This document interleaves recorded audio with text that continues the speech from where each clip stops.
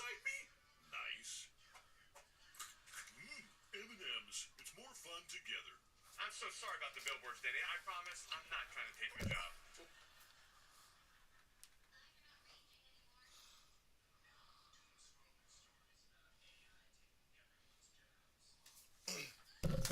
Hey, hey. Ho, ho. I had a question about my OBS, though. Let me turn this up so I can hear it in the background.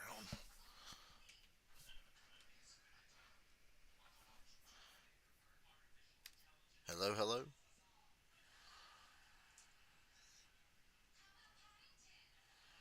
Where'd that recording go? I don't want to save any recordings. Yeah, we'll fucking worry about that later. Guess who's back? Back again. Dell's computer's back. Tell a friend. Well, that first hard drive lasted about 6 years, so hopefully this one can last either 6 years or a little longer. In any event,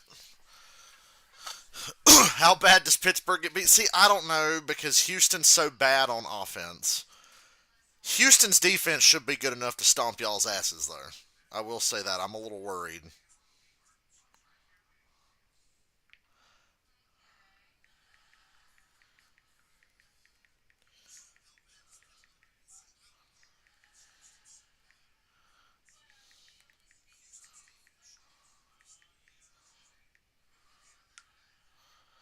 How's the sound? We're back! Look, Dale's computer's working and everything. How's the audio? Also, I'm back on a superior version of Windows. I'm back on Windows 10, which is better than 11. Why is this video playing with sound? I don't want sound. I don't even want the fucking video to play, but I know they're going to play. So, you know. Texans favor 2.5. I'll hammer the under. Under. I'm kidding. Maybe between the two of them they'll hit 38. I don't know. Yeah, they revealed what days the games are on. They haven't locked in the networks or the times yet. So.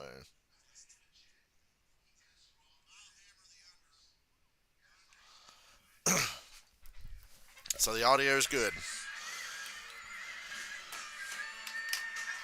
Well, it's good to be back the way we're supposed to be streaming.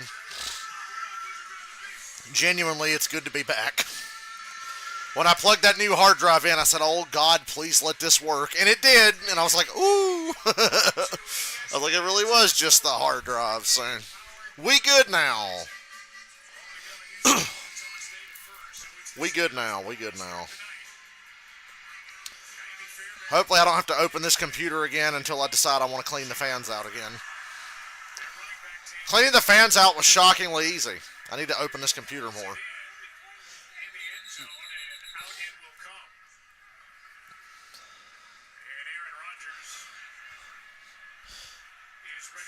All my Pokemon emulators are safe, but I lost a lot of my progress, so rest in peace Dale's Leaf Green run from 5 years ago.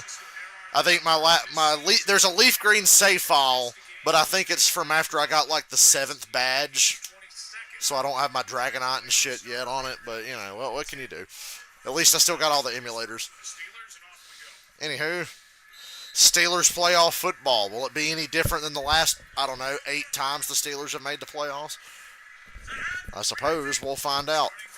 They're going to start with Jalen Warren, who pops a nice run for a first down. Texans get gashed for 10 right away. It's a big first down.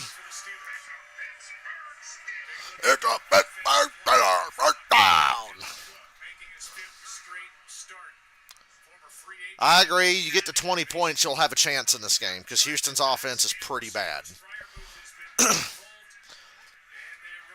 That's a good start there, popping a 10-yard run to start the game. Winner goes to New England, which I think would be a winnable game for Houston. And Pittsburgh already beat New England once, so I don't think Patriots fans should feel safe. Screen to DK. He's back. And another first down. 17 yards. Damn, Pittsburgh. Averaging about 14, 15 yards a play to start this game. Oh, dude, I feel like I can actually talk normal and shit again because I'm streaming the real way. early in the year. They want to get the ball out of Rodgers' hands as quickly as possible. No surprise here tonight against this defense in the edge rush that Houston employs and gets the ball right out quickly to DK Metcalf, and this is where he Dick Halen, don't call him that. Don't you dare call him that. So, iRacing, when are you going to put the chase in NASCAR 25? Just to go back to our topic from earlier. Jalen Warren inside. This time, Houston stops it. Maybe 2 yards. This Houston defense is built for the playoffs. It's a shame their offense doesn't match it. On the edge in the National Football League with Will Anderson and Daniil Hunter. They're great, Troy, really at every level. If man struck again last night for the Chargers. Another devastating playoff loss Already in the early going, we've seen for the Chargers. It's a tradition. a lot of different personnel packages, but this is a Houston defense that's unaffected by it. They play 5 defensive backs more than anybody in football. Jalen Warren again, and that's another 2-yard run. Be another 3rd and 6 here. Top-ranked defense, third down coming up after a gain of 2. 49ers punked the Eagles. That made me happy. He is in to make the stop for the Texans and Arthur Smith. I think the best games of the weekend, it's tough between Rams, Panthers, Bears, Packers, and Bills, Jags. Those are the 3 best games of the week. Any one of them could be considered the best game of the week. Goes through the call sheet. That is Jalen Reed, but they just got back off IR. Looks to be low. I like the Bills-Jags game. That might be my favorite of the week. IR. They get him back. He makes the start, and he's injured a few plays in. A guy who hasn't played much football. He just played in 3 games throughout this season, and as you mentioned, Joe, they brought him in off IR, hoping that he could help solidify that other safety position. We're going to report on how he is. Their coach is garbage. Their OC's garbage. Their quarterback's overrated. Their wide receiver's a crybaby. Eagles have a real good defense, though, but that wasn't enough to carry them. Out exactly what the problem is with Jalen Reed. 3rd down for the Steelers. Down and 7. Steelers are at midfield.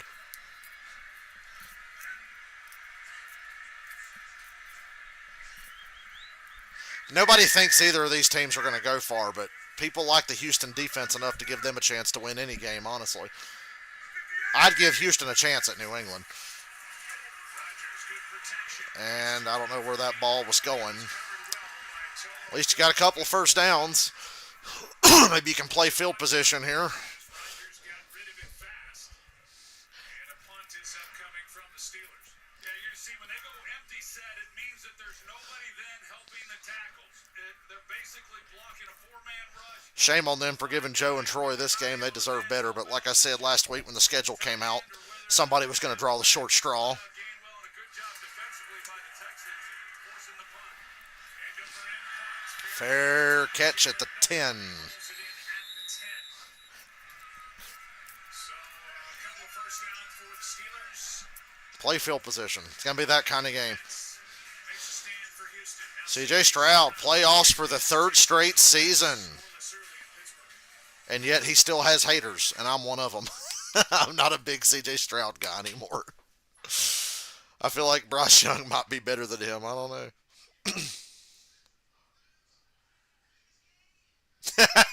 You know those stupid pictures NBC would share when a driver got eliminated from the playoffs? Somebody shared a picture of a NASCAR playoff bracket with eliminated at the bottom of the screen. This does indeed. The announcement today did have playoff implications.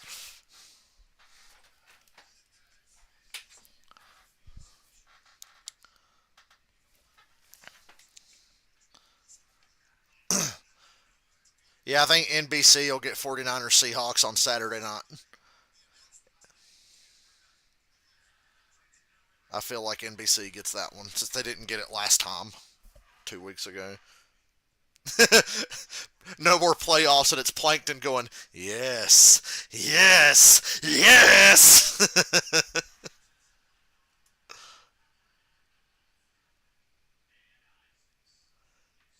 Somebody said Penske fans punching air right now. Penske fans punching air right now.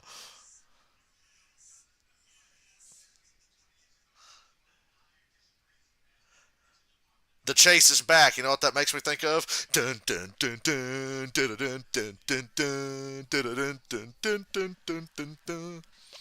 Makes me think of that song because that's what you always hear in NASCAR 2005 Chase for the Cup.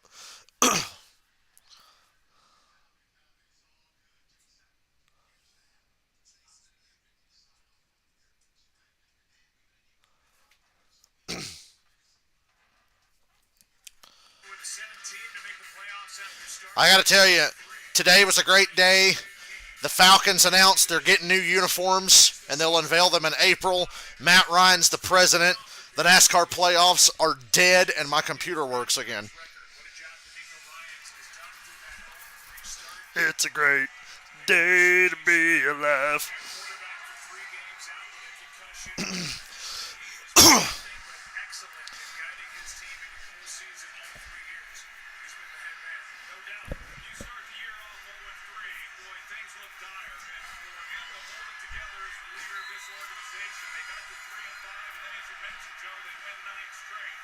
From their own 10, Pittsburgh is loud. Atlanta's getting new uniforms, yes. Bring back Speed Channel while you're at it, yes! Yes, that's the only thing that would have made this day even better. Houston starts with a 5-yard run there.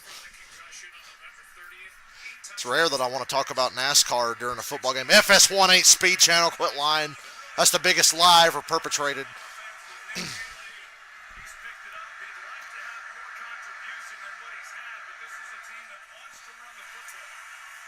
Over the middle, nearly intercepted. Jesus Christ. Some of that Steeler luck almost came through there early. Nico Collins is shaken up.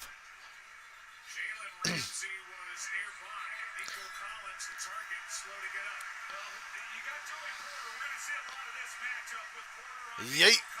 Oh, Jalen Ramsey just wasn't ready for it.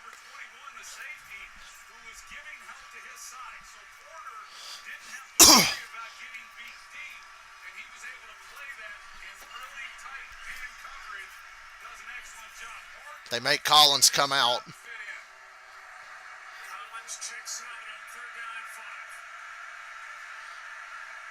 Third down already. Chubb's the running back.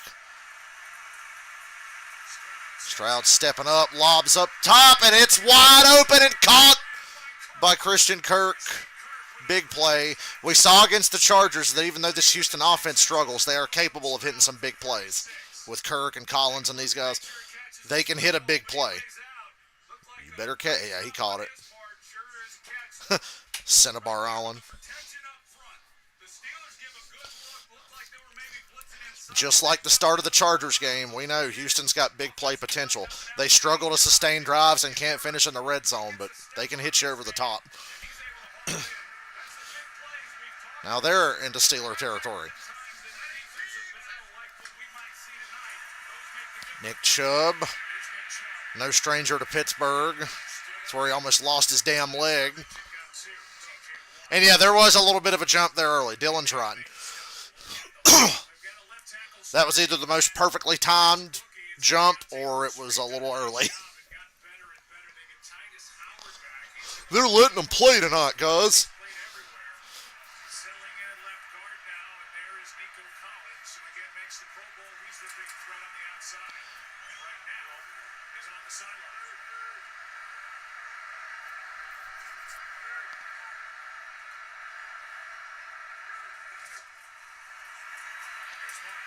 Marks for 1.5 yards, third down.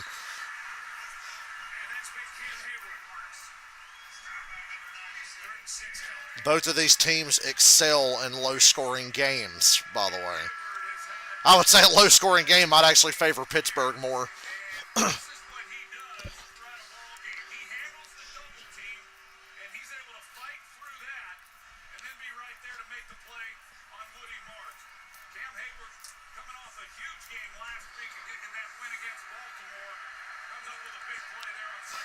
Steelers gone to Super Bowl. They overachieved this year. They didn't go 9-8. They went 10-7. The sky's the limit. Delay of game. I think they're going to give D'Amico Ryans the timeout. He was right next to the official. I think they're going to give him the timeout.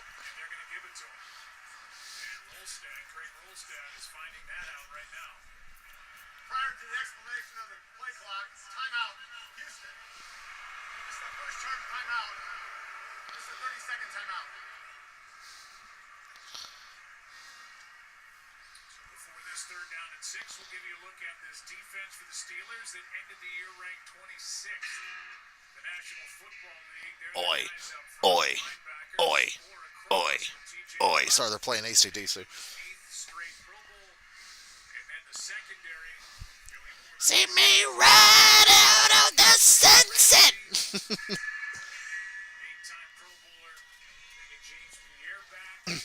I love playing that song on drums just because of the ending. EO, will you get off my fucking headset?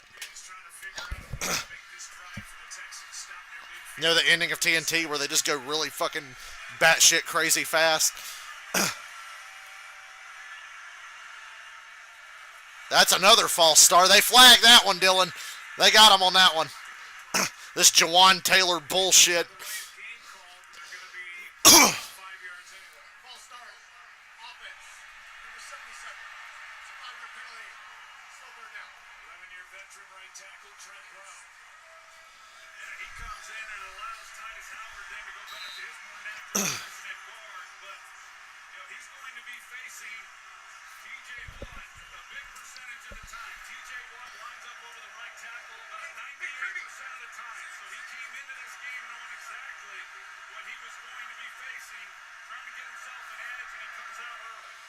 Starts to come and then he pulls out.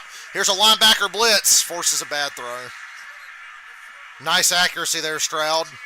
If your receiver was laying face down on the dirt, you'd have had a shot at him.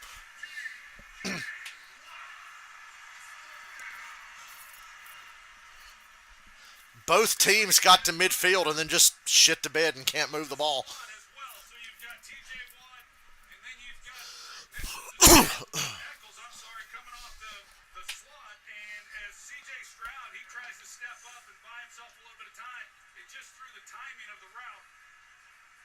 Make Aaron cry. He was already bitching up a storm after the first third down.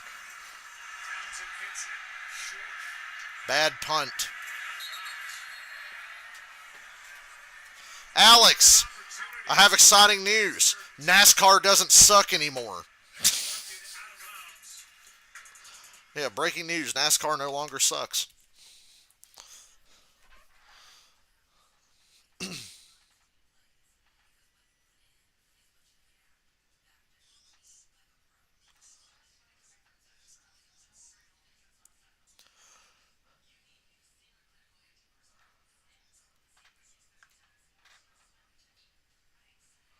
We're all excited because NASCAR doesn't suck anymore.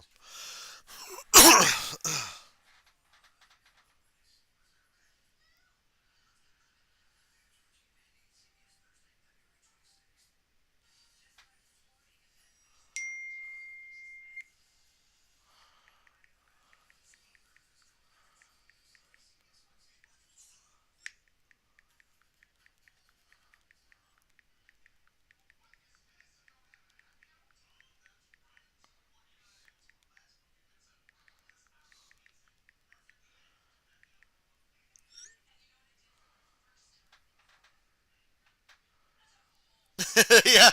Well, Dylan, we all remember back in the day those Richmond races at the end of the 26 weeks where it'd be like, who's going to be 12th? Now it's going to be, who's 16th? Oh my God.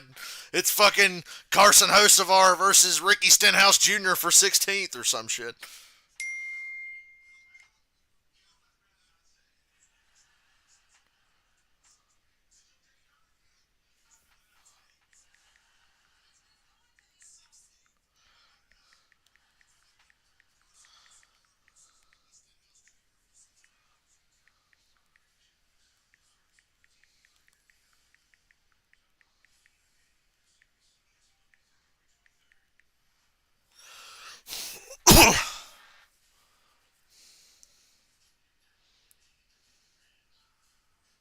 Somebody said William Byron go win 5 in a row. You know that, right? I said William Byron or Christopher Bell's about to win 5 in a row when Yuki asked me during the NASCAR stream earlier.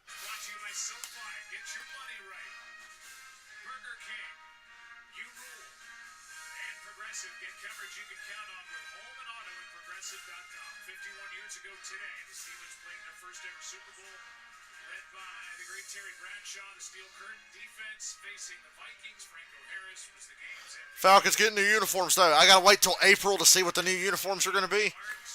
Senior and Coach Chuck Noll celebrating a 16-6 win. What if Matt Ryan's president and he just makes them go back to the 2010s? I'd be okay with that, honestly. 2010s plus throwbacks. Or the black version of the 2010s. Rodgers over the middle, wide open. Metcalf into Houston territory.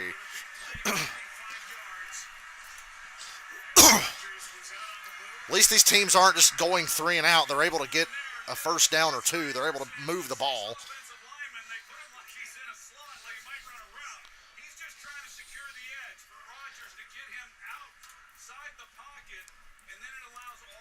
By the way, you could be watching Aaron Rodgers' final game ever.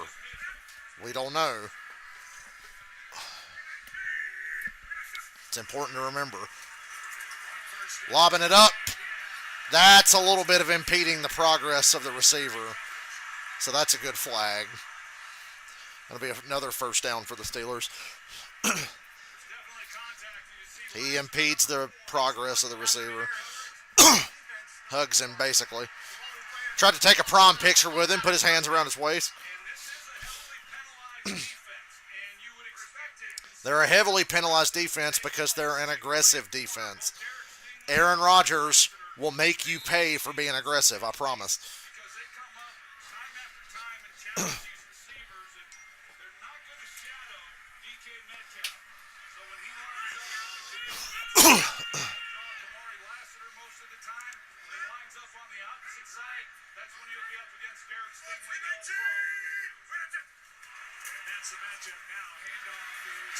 Gainwell for 6 yards.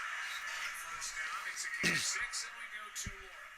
Joe, this Texans secondary was hoping for a boost from safety Jalen Reed, but he remains in the medical tent after this injury. They're saying he's questionable with a right knee injury. You see him bang knees right there, and we'll keep an eye on it, but he tried to run a little bit, tried to get on the bike, still has not been able to do much.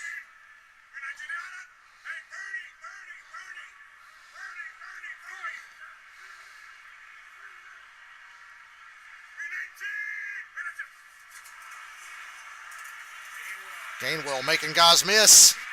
First down.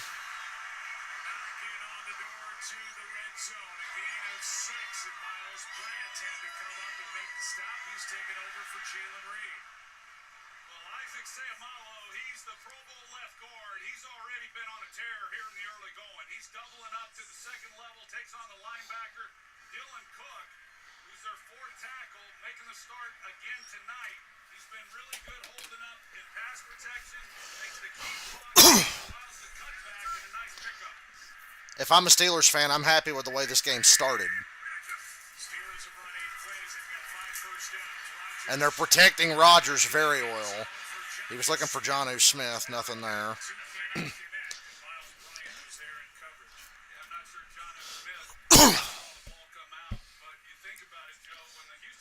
Hey, I got my final 2 gym badges today in Pokemon Scarlet. And I fought the legendary Dragon Air Titan thing, whatever the fuck it is. Tomorrow I got to take down the last Team Star base and then look at going to the Elite Four. Do some raids, get some rare candy so I can beef some Pokemans up. And decide what my team's going to be for that. 2nd and 10. Rodgers, nothing there again on the right side of the field. 3rd down. He's laughing about that one. He was pretty pissed earlier on that 3rd down.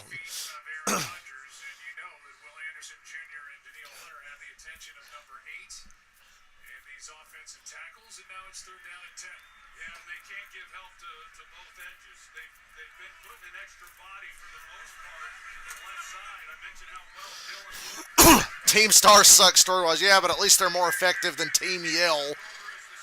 Although I still like Pokemon Shield better than Pokemon Scarlet. But Scarlet has me really excited for whatever the next Pokemon game is. 3rd and 10. Rodgers gets the ball out quick, but it's going to be short of the first. Valdez-Scantling for a gain of 7. Take the field goal. Take the field goal. Take the points. It's that kind of game right now. Take the points. Did you see how the Bears dug themselves a hole going for it on fourth down? Take the points. In this exact same situation at 4th and 3, but points are going to be a premium, and you got two defenses that are capable of dominating. Alex pointed out that Chris Collinsworth was dressed like Jason Voorhees' mother. 3-0 Steelers. Perfect, right down the middle. Now 18 for 18 in his career. I'm saving that damn picture. First points belong to the Steelers. You're watching the ESPN's NFL Wildcard Game powered by Verizon.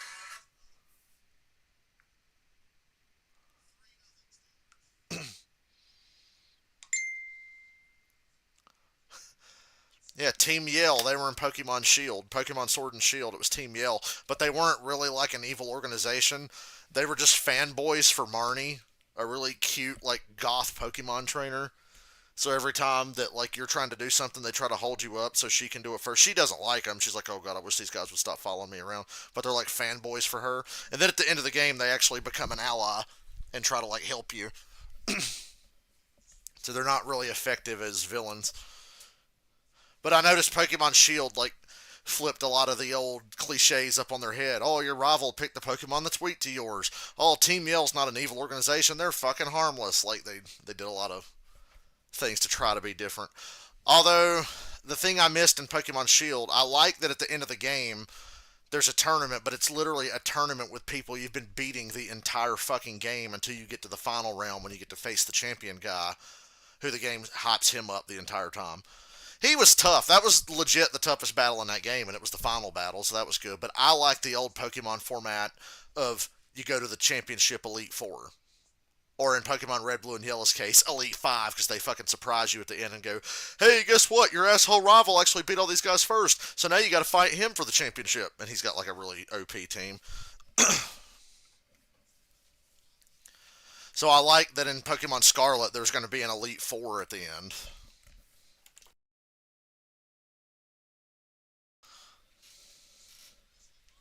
Pokemon Shield, after you beat the game, you can keep replaying. You can just do tournaments over and over with random trainers from in the game, and you can do those Dynamax adventure things, which I need to do more of those, but I've been caught up in trying to do Pokemon Scarlet stuff.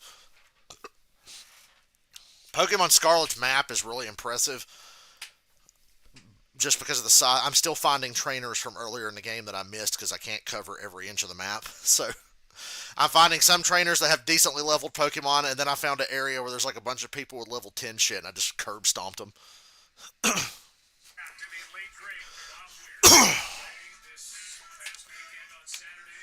Bro, I've never listened to a Grateful Dead album in my life, but I've heard of that band my whole life.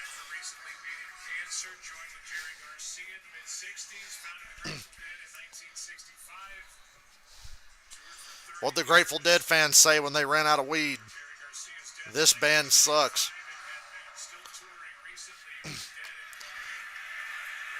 Awkward kickoff return for Houston. Could work for Pittsburgh, and it will. They stop him short of the 30.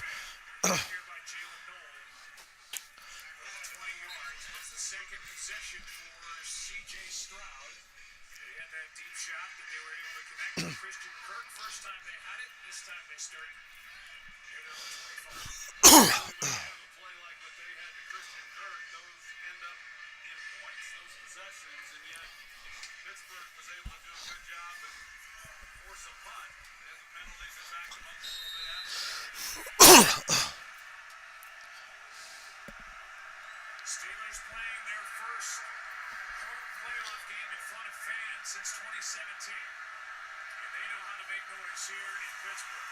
On first down, CJ Stroud. Nope. Slant to Collins for 5. That might have been incomplete, but I think he caught it. A gain of 4 if it stands, and right now it's standing. Hey, he caught it. There was some grabbing after the kick return and some pushing and shoving with Jalen Noel. Here's that last. Oh, wait a minute. Nope. That's incomplete. Thought it was incomplete. Right now they're sticking with catch. I thought that might be incomplete after that replay. And Marks is near a first down. There's been a few moving parts Alex, it's not like the Grateful Dead are still together and touring. Well, actually, Garth. Nick Chubb was getting the bulk of the carries in the early part of the year. Woody Marks took over the second half of the season. The young rookie out of USC, drafted in the 4th round. Not a real flashy guy, pretty steady.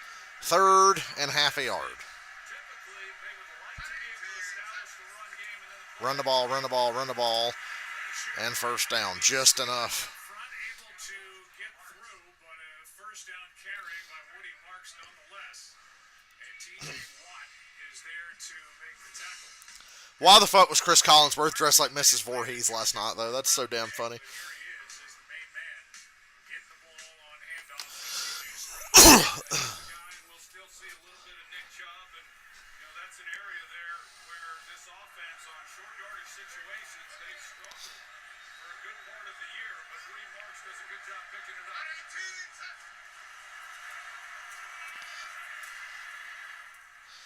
The right side, Marks brought down by Patrick Queen after a gain of 3. One of the matchups in this game, as I talked about, is going to be Joey Porter on Nico Collins. He's been traveling with him on just about every snap, but it doesn't mean that he's isolated one-on-one. As I pointed out earlier on the previous possession, he is at times getting safety help, and when he knows he's getting that, he's able to then play a lot more aggressive against him.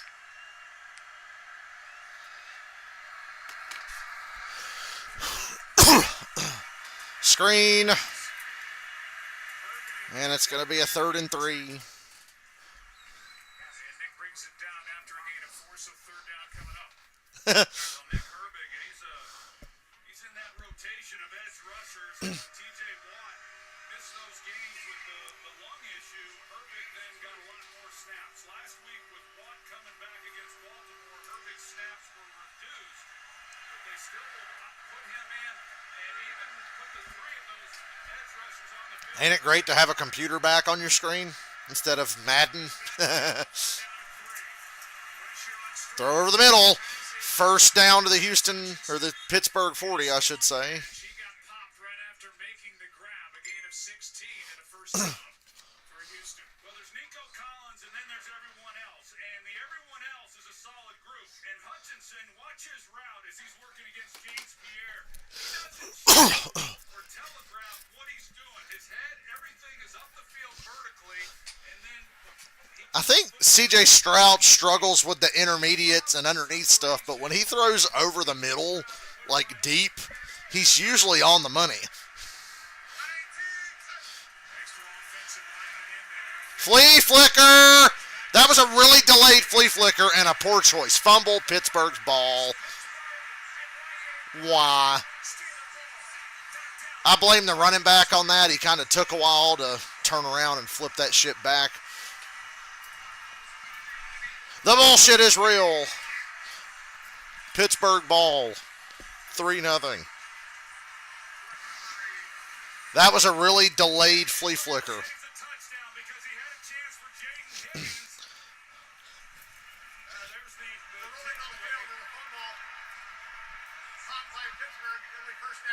That is a fumble.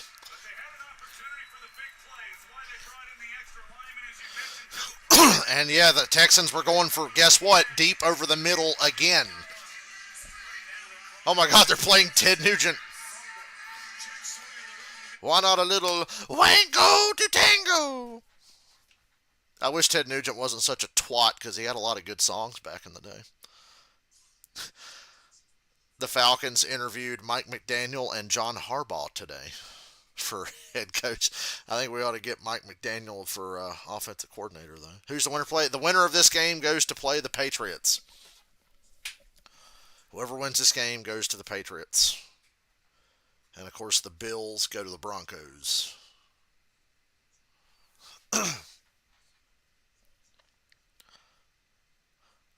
Watching top 10 Falcons plays of the season. Can't believe there was 10. Number 10 is the Penix touchdown to tie the game against Tampa Bay. Number 9 is the interception to beat Arizona. The diving interception.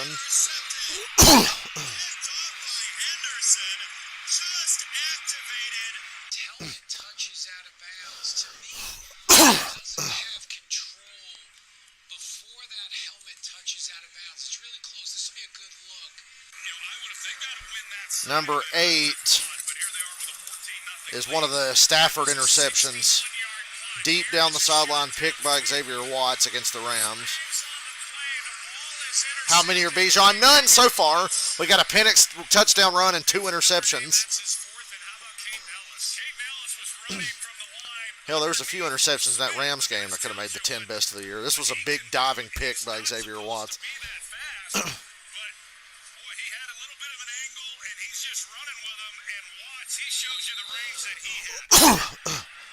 Number 7 against the Patriots in a game we should have fucking won is Penix deep down the left sideline and a mossing catch by Drake London. He mossed Christian Gonzalez and gave him a concussion all in the same play.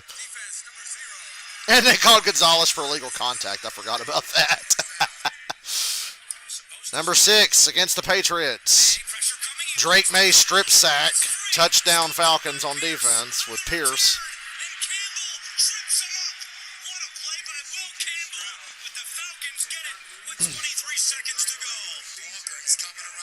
Should have won that game.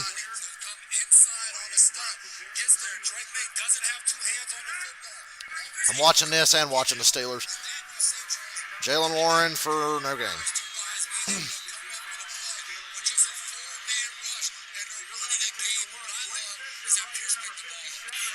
Number 5 against Tampa Bay in the rematch. Baker intercepted by Douglas. Actually, D. Alford, sorry. The play in that game that nobody talks about, Baker's shitty interception in the fourth quarter. Another play against the Patriots. Drake London one-handed catch for a touchdown on 4th down against the Patriots. What a shame. All that wasted effort. 2nd and 10 Steelers. Rodgers dropping back. Looking to throw to the right. Finally hits someone on the right, and Metcalf dropped it. And another Matthew Stafford interception for a touchdown. It's one of the best Falcons plays of the year. Where are all the plays against Buffalo? DK with his best A.J. Brown impression.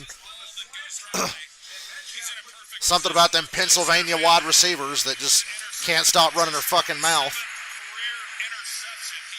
and can't catch a ball. Rodgers is having no luck throwing to the right side of the field. Oh, here's a play against Buffalo, and it's a Bijan touchdown. Yeah, it's the 81-yard touchdown against Buffalo. 3rd and 10. Rodgers steps up through the pressure. Valdez-Scantling short of the 1st down again. 4th down.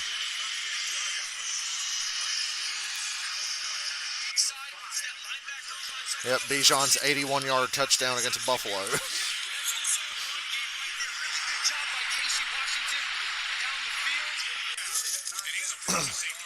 And now the Bijan 93-yard touchdown run. He had an 81 and a 93 against Buffalo.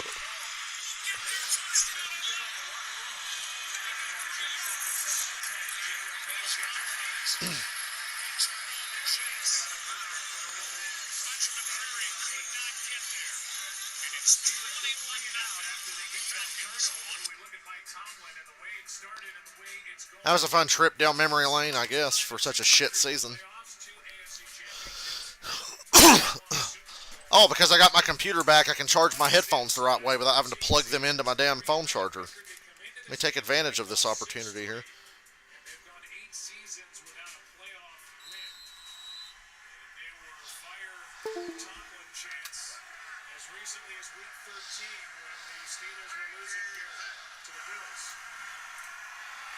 Stroud screen to the tight end. Good first play here.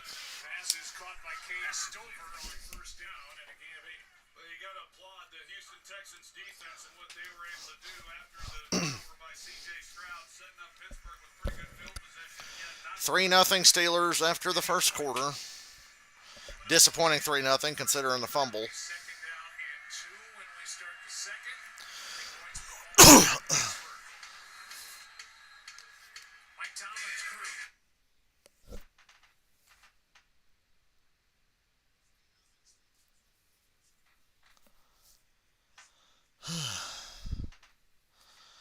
Okay, so you want to hear Larson would have been champion last year by only 8 points over Christopher Bell under the chase.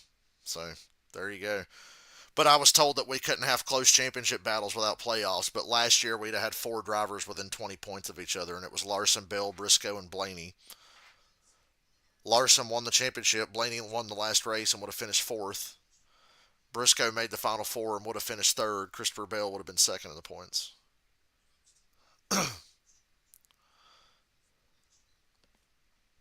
Where's the rest of the years, though?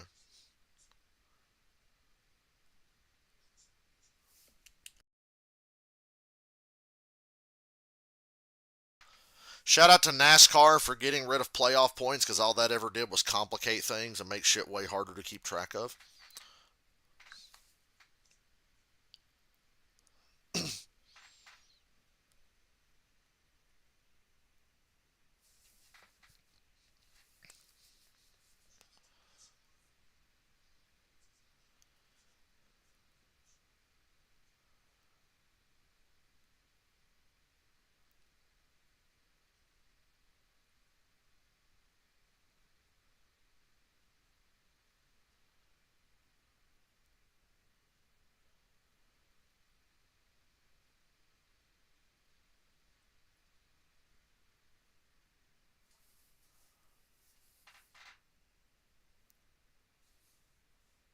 Oh, Big Ben's on the Manning cast. I've never seen such a shit person get their entire goddamn criminal history completely whitewashed away like Big Ben did. Not enough people talk about what a shitty person he is. Great player, shitty person.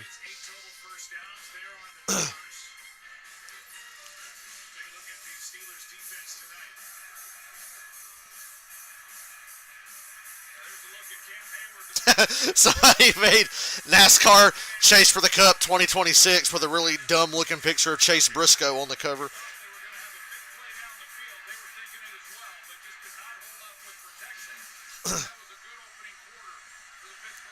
I'm going to send it to Dylan.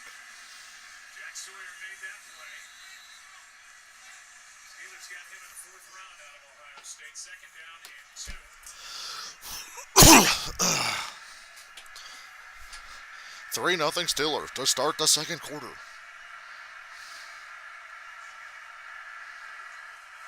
And a bad snap.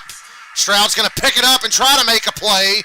Lucky it wasn't intercepted by Joey Porter screaming across there, but an incomplete pass, so no loss.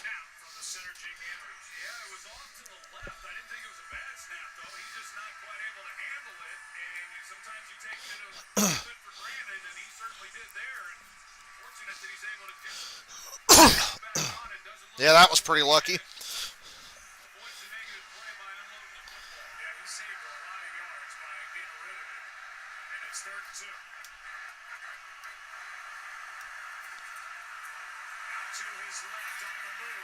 First down. After all that, they end up getting a first down on the next play.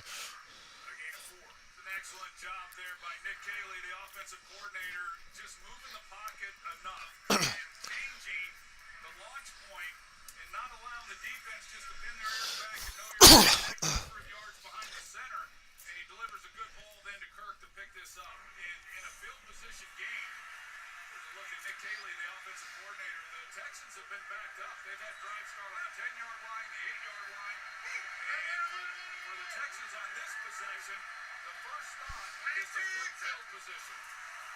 I can tell you SBG wouldn't have sniffed the chase last year. Whoa!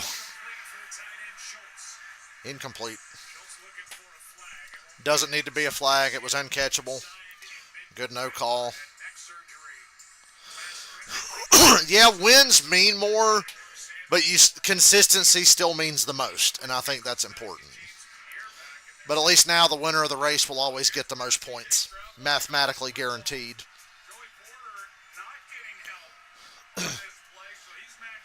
You won't have a situation where a guy wins the race, but the guy in third with stage wins gets the most points, or the guy in fifth gets the most points. Over the middle. Houston has a lot of success going over the middle on this Pittsburgh defense right now.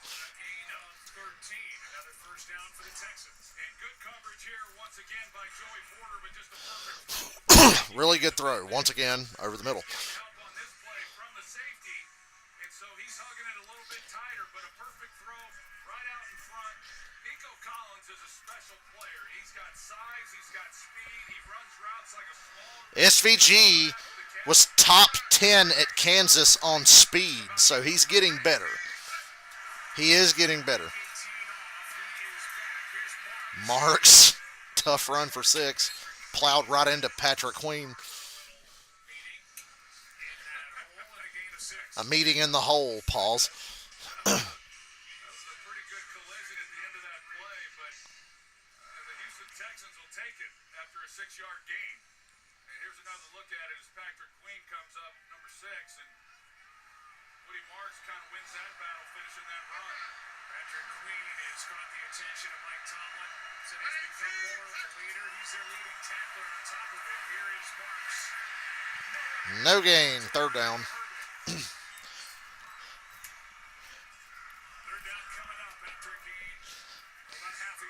Right about now, Peyton Manning's on the Manning cast talking about how this game probably reminds him of when the Colts played the Ravens in the 06 playoffs and field goaled them to death 15-12 or whatever the fuck it was. Old Vinatieri was on the fucking money that night.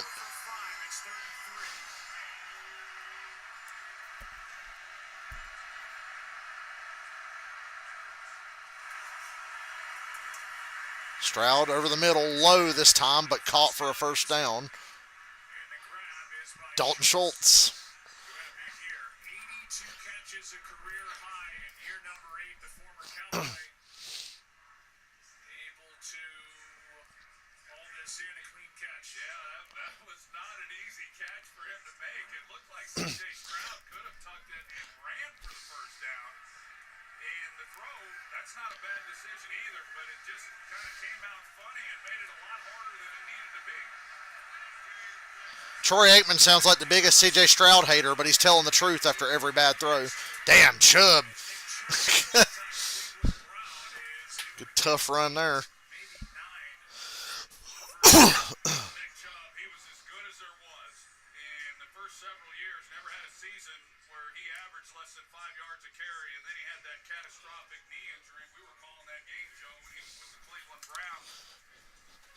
Yeah, Seattle field goaled the Colts to death.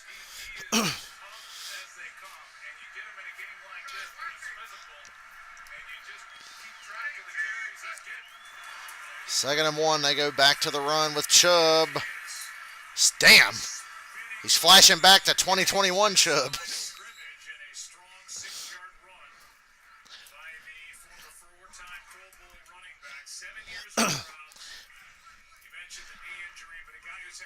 Success against the Steelers, the active career-leading rusher against Pittsburgh's defense with his time in the NFL.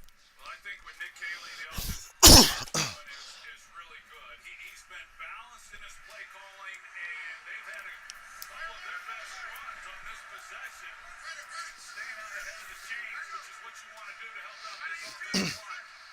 Drive started at the 8. Chubb's got the hot hand. Back-to-back carries of 7 yards or more. 3 carries in a row of 7 or more. When you go with Nick Chubb, not that Woody Marks is catching a lot of balls, but Nick Chubb throughout his career has never been a high-volume receiver in the passing game. He's averaged less than 2 receptions a game. I just think this is the last time we'll watch a football game on a Monday night until September. That makes me sad.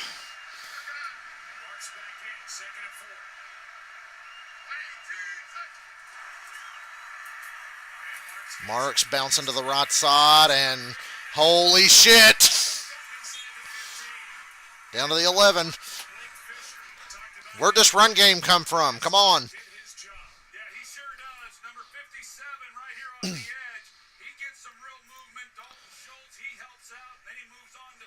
Mark stealing yards from Nick Chubb.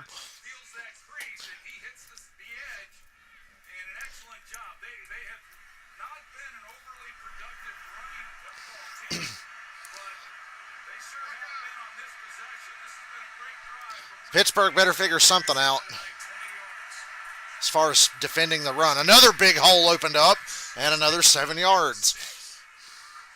Jake Andrews, the center, out leading the way in a gain of 7. Well, Mike Tomlin knew coming into this game the key, the front 7 is Marks is slow to get up, I think. got a man down now. It's Marks. The Houston Texans.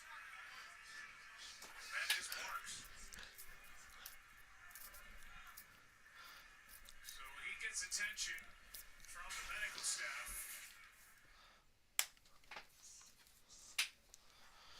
Oh, I watched Kamikaze's live reaction to the Chase announcement, and he was only excited because he checked that Casey Mears would have made the chase like 3 times if they did 16 drivers back in the day instead of 10 or 12.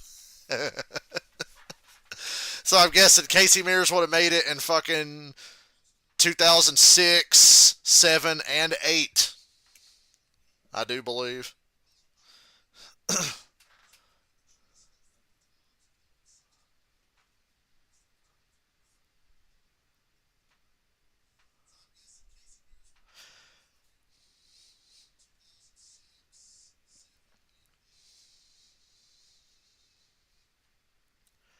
Somebody drew up some great concepts for the Falcons' new uniforms, and it's a shame that these probably won't be real because it's somebody made them.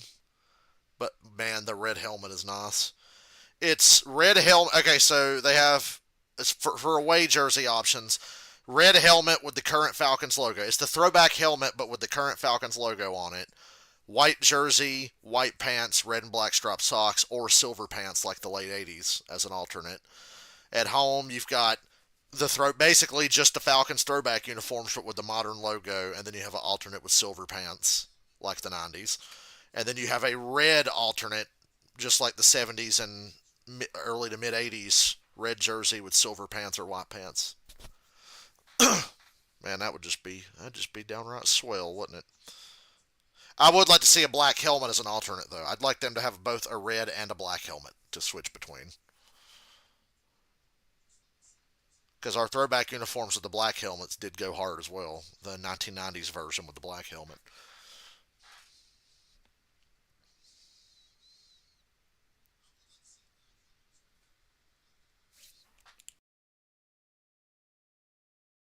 Somebody, Chubb's going to break wide open on a run and dive to the goal line and get stripped in midair, and the ball's going to fly to the end zone, and Pittsburgh will take over. That's how this drive ends, right?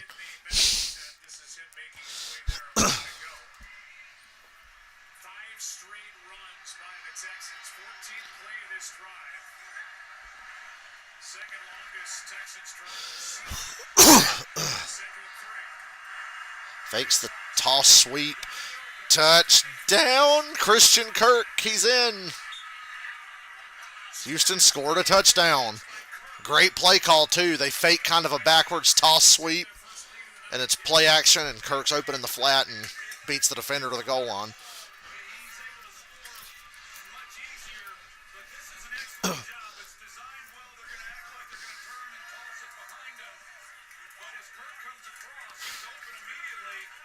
Stroud could have thrown a better ball there and made that easier, but a touchdown's a touchdown. Kirk had to turn around and adjust to make the catch, which gave Nichols a chance to make the tackle, but he missed. Damn, that was a long drive. That started at the 8-yard line.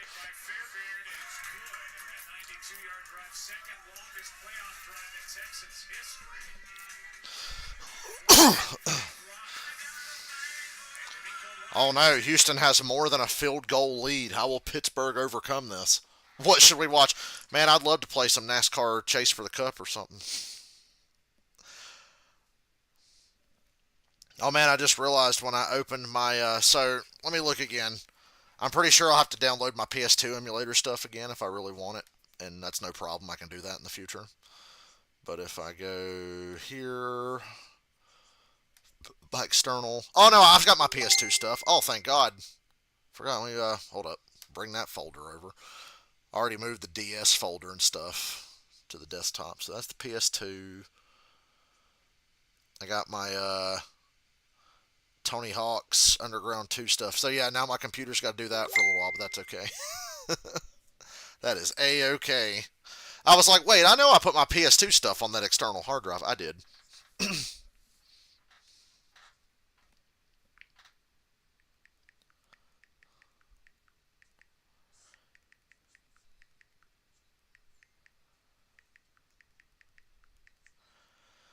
I have double the space on this new hard drive. It's the same hard drive I had, but double the space because it's the only one I could find. I said, well, I'll take that extra space, I suppose.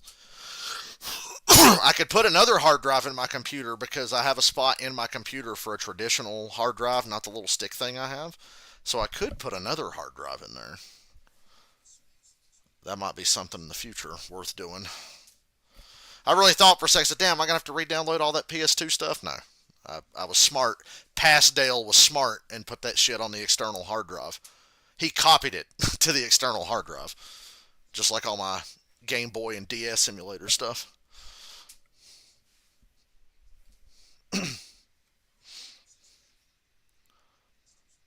That's really the only stuff I was ever worried about losing. Everything else I can just re-download. Like, no problem. Of course, I could get all the Game Boy stuff back, but I don't want to have to do that.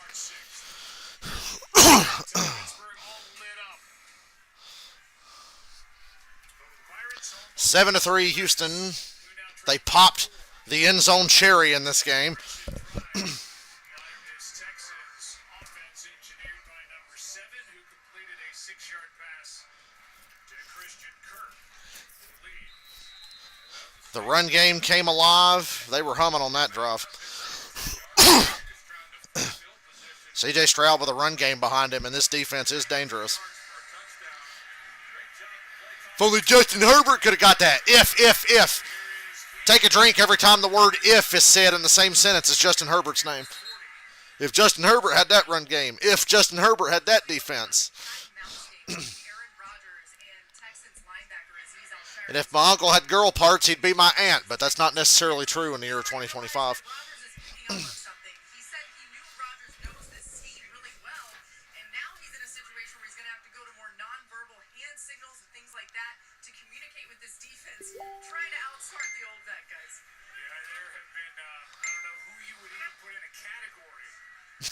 Dylan gave up already. That's reverse psychology. We all do that. Yep. Screen. Oh, no. Get off, Jonnu Smith. You can't do this.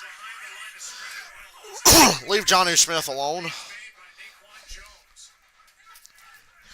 I do dread ever going up against this Houston defense when you're down by 4 or more. You let Houston get a lead on you. This defense tees off.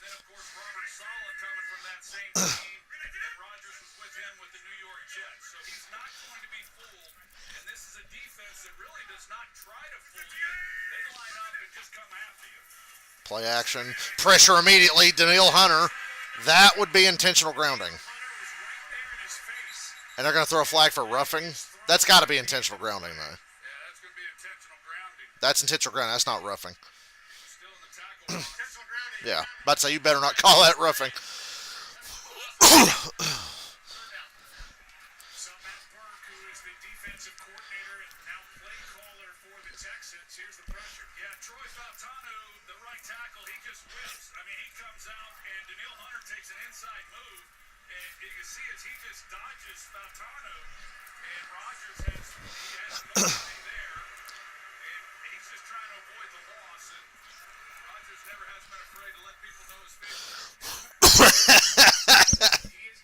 Troy cracked me up on that. Rodgers has never been shy about letting his feelings be known. Rodgers sees everything, so he knew his right tackle got beat as soon as Daniil Hunter took one step. It goes down as a loss of 11. A loss of down. It's 3rd down and 21.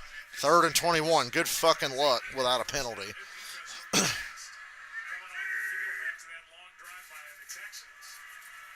Pressure up the gut immediately. Gainwell over the middle.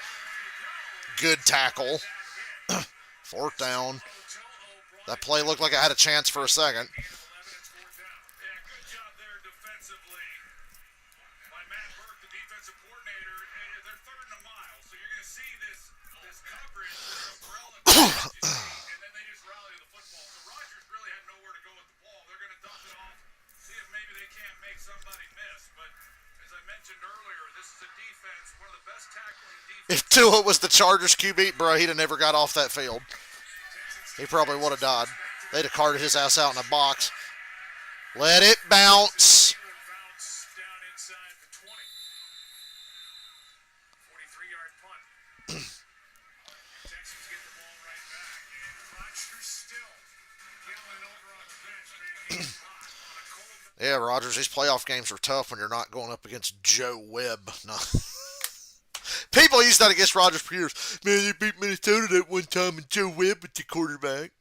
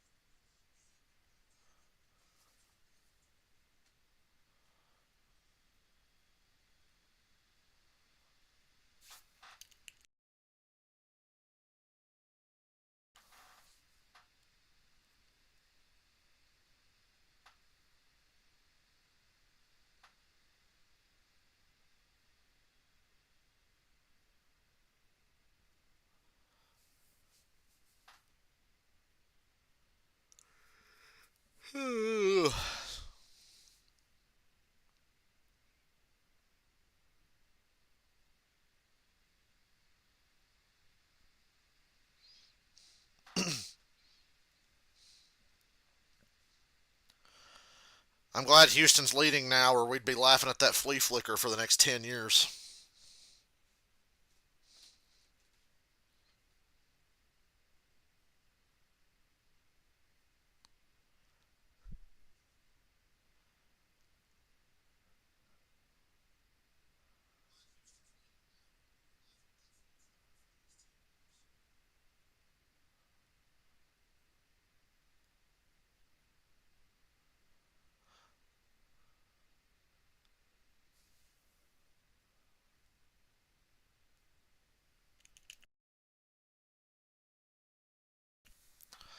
Man, I gotta pinch myself. Is my computer really working again? Just imagine, this shit could have been working the other day. This shit really could have been working the other day if Walmart would have just sent me my shit when they were supposed to. That PS2 stuff is still copying. That's a lot of files. Yes, indeed. That is a lot of files. I really wish ESPN wouldn't randomly try to copyright bomb my shit by playing random videos, but whatever.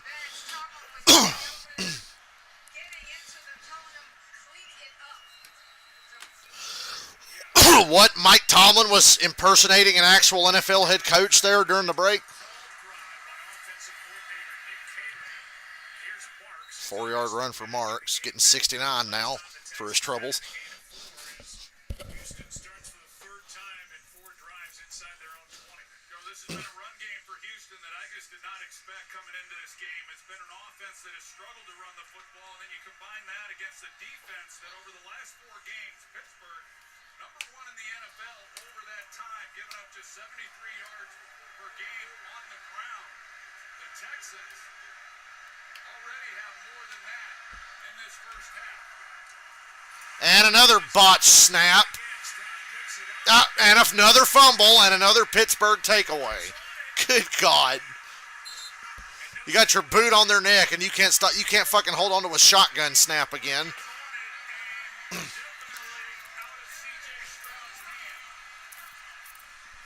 Well, you're winning the turnover battle so far. D'Amico Ryans has had enough, bro. Look at his face.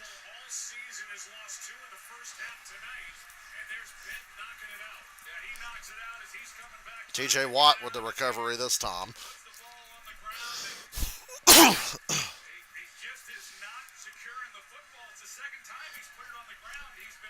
CJ Stroud doing his best playoff Justin Herbert impression.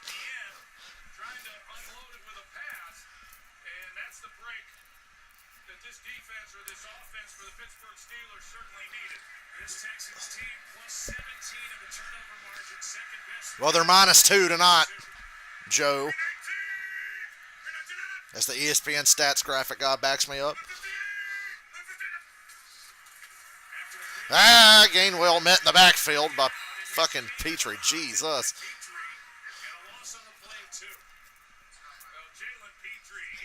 Don't let this come down to a Boswell field goal. You better score a touchdown. Number 5, he just hits it immediately and then makes a tackle on Gainwell. DK Metcalf, he's the one who's trying to pick him up, but he hits it. He doesn't get square to the line of scrimmage. Petrie right there to make the play. Second down and 12. And the Steelers do anything with that gift. Trailing by 4. Pressure in Rodgers' face and another negative play on Gainwell. This time Lassiter blew it up. Pittsburgh can't get a fucking yard. You talk about how physical this defense is and why it's so good. Edge rushers that play the run, and they've got corners. I don't think Cleveland's defense is far behind Houston, but Houston's is much better.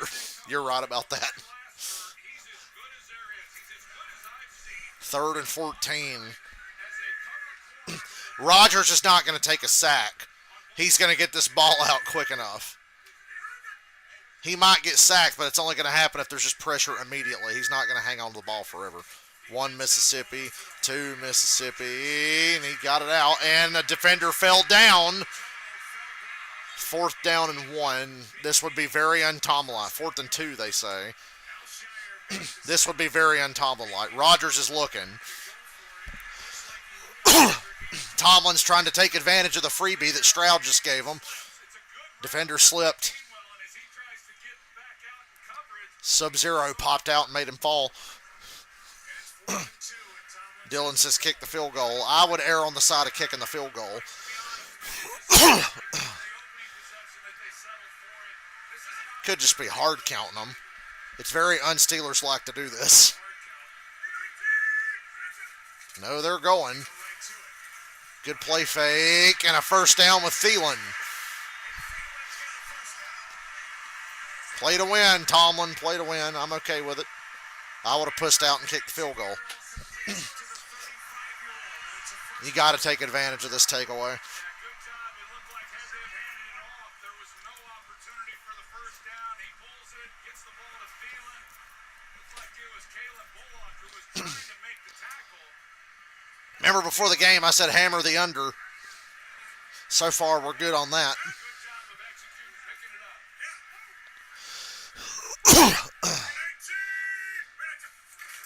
First down and goal. Jalen Warren, a yard and a half. Kamari Lassiter. A gain of just 1. Yeah, to tell you how good Kamari Lassiter has been in playing the run and making tackles, he's 3rd on the team as a cover corner. 3rd on the team in total tackles. And man, he wants contact. I mean, this guy's an absolute bulldog out there in corner. There is his season. He's made 5 tackles tonight. And it's 2nd and goal.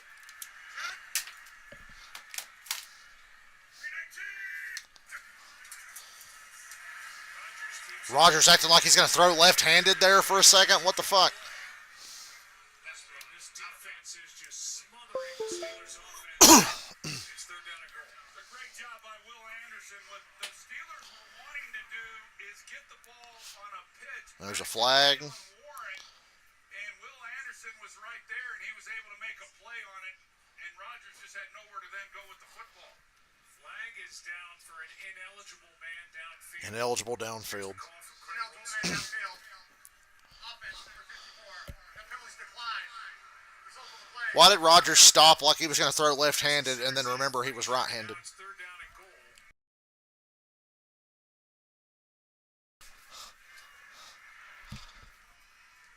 There's another look at it. Will Anderson and Jalen Look at this, like, come back into the middle. You see Rodgers. or did he want to shovel pass to Jalen Warren, but it was covered by Will Anderson.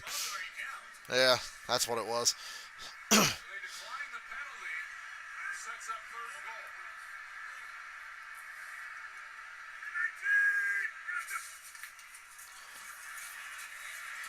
Good pancake out on the edge, but not enough. Sacked. Daniil Hunter. Defense makes another play. 4th down. It was Will Anderson underneath that play who brought down Aaron Rodgers. A loss of 9, and it's 4th down. Yeah, I don't know that it's fair. The pancake out here on the left side was very impressive. The edge, and both get pushed right back into Rodgers. but the pressure up the middle and off the right side was the problem. Jackson never actually touches him. Yeah, who gets credit? I guess Collapse in the pocket. Danielle Hunter's going to get credit for that sack, even though Rodgers tripped over his own man. Over at the 21-yard line. They ran 7 plays and went 4 yards. 7 plays for 4 yards. That's Pittsburgh Steelers football right there.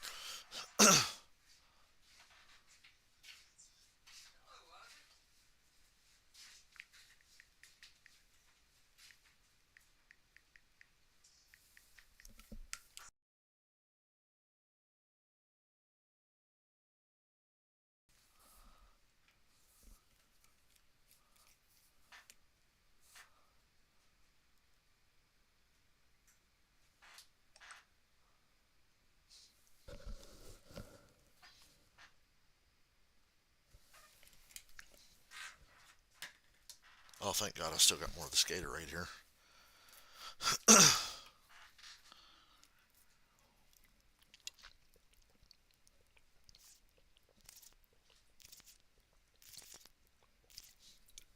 Oh my God. Glacier Cherry is the best flavor of zero sugar Gatorade. The best.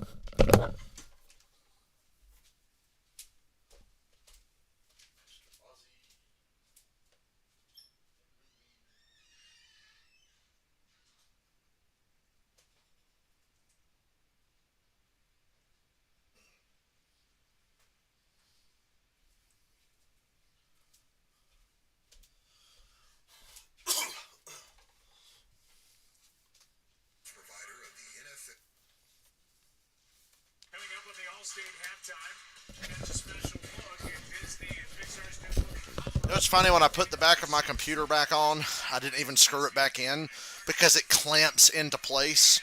Because when I took the screws out, I was like, why is the back of my computer not coming off? And I had to research it. They go, oh, you just got to pry it open. It clicks. So I just clicked the back on so I don't have to fuck with them screws again whenever I want to take my computer apart and clean the fans or whatever. Hey, Boswell made the kick. 7-6 now.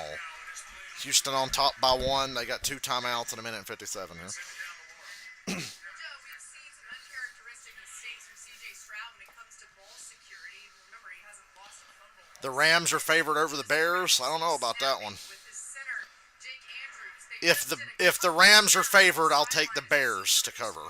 a lot of them resulting from the want to go over the operation, even moving some guys on the sideline. Well, that's what it said. I looked up this exact model of laptop, and they said basically you take something like a guitar pick and just slide it down the cracks, and it will pop open. So the back is completely separate from anything important, so it's not going to rip anything out. Look at the numbers for C.J. Stroud, but we came in talking about the Texans' defense, number 1 in the league, and what a job they did. After So it's all good here. 10 plays by the Steelers and allowed 9 yards total, and they maintained this 1-point lead with a minute 57 left in the half. Yeah, you look at it, and this has been a team, really both these teams, but the Texans, they'd only had 2 turnovers in the last 5 games. They've turned it over twice, of course, in this first half, and yet this defense allows just 3 points. And so that tells you all you need to know about how difficult they are to move the football against and how hard it is to score. Jalen Hurts will return it from inside the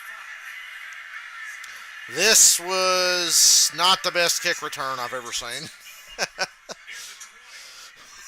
In Madden, I would have hit sticked his ass and got the fumble. You know how I roll. He has found a home We hit hard. with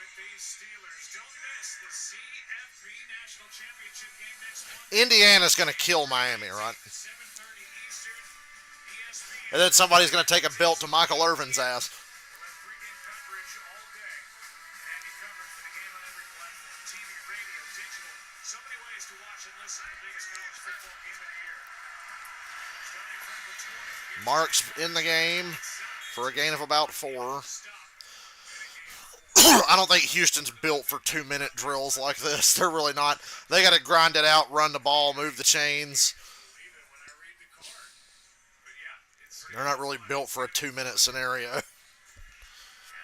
matchup against the Hurricanes. Fernando Mendoza, Kurt Signetti. Can't wait. Second down and 6.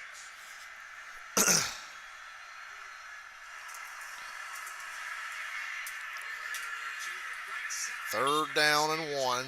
Pittsburgh, you want to call timeout? Nah, it's 3rd and 1. Well, Pittsburgh's going to call timeout. And a timeout is taken here by Houston. I thought they might make it. Actually, the Steelers. The Steelers want the ball back. Because, their offense is so hot right now. Scoring game, and that's exactly what we're getting, and we are seeing on display here tonight just how good that Houston defense is. Yeah, really good. Stop showing hockey. Aaron Rodgers has been so frustrating. You get the turnover, you're getting in there and be unable to come away with a touchdown and having to settle for a field goal. Just a great job by the Houston Texans defense. And now Mike Tomlin burning that timeout, hoping they can make a stop here on 3rd and short and give Aaron Rodgers one more opportunity possibly for points before the half. Tush push with the tight end. Stover out under center, and he's Damn. first down. Look like Josh Allen from yesterday. Now Pittsburgh gave him a break with that timeout. Get on the ball and hurry, though. You still only have fucking 50 seconds. The clock, Texans turn it into a first down. Yeah, and with that first down now, the Texans are in hurry-up mode. Out. Good catch by Stover. Makes the spinning grab. And a timeout is taken by Houston. Probably a little early for that timeout. I wouldn't have taken that. I disagree, Troy. I would have taken the timeout there. What are you going to do? Let it get down to 20 seconds? 41 seconds left, first half from Pittsburgh. A 1-point wild card game. We're really going to commercial with 41 seconds left. We didn't redefine the genre, but we helped establish the genre between us. I remember he'd gotten into hardcore punk, shaved his head. I'm like, what are you thinking?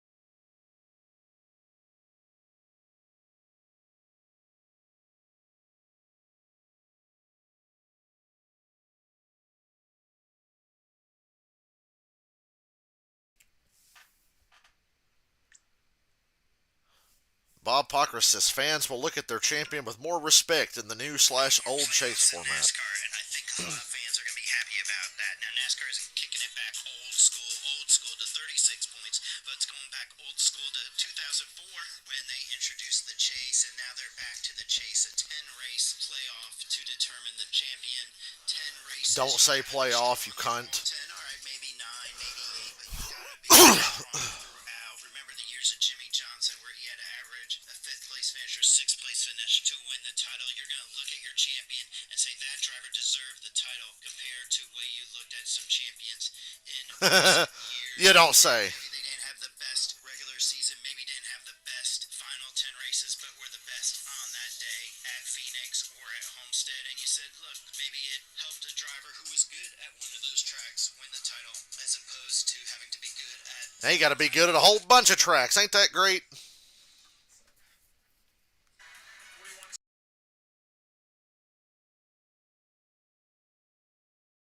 Texans with a 1-point lead on the road. They've never won a road playoff game in their 23-year history. Meanwhile, the Steelers have lost 6 straight playoff games.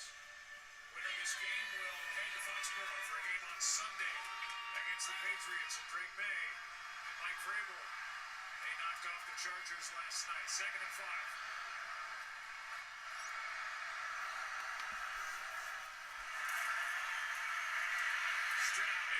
Lobbing it up. What the fuck?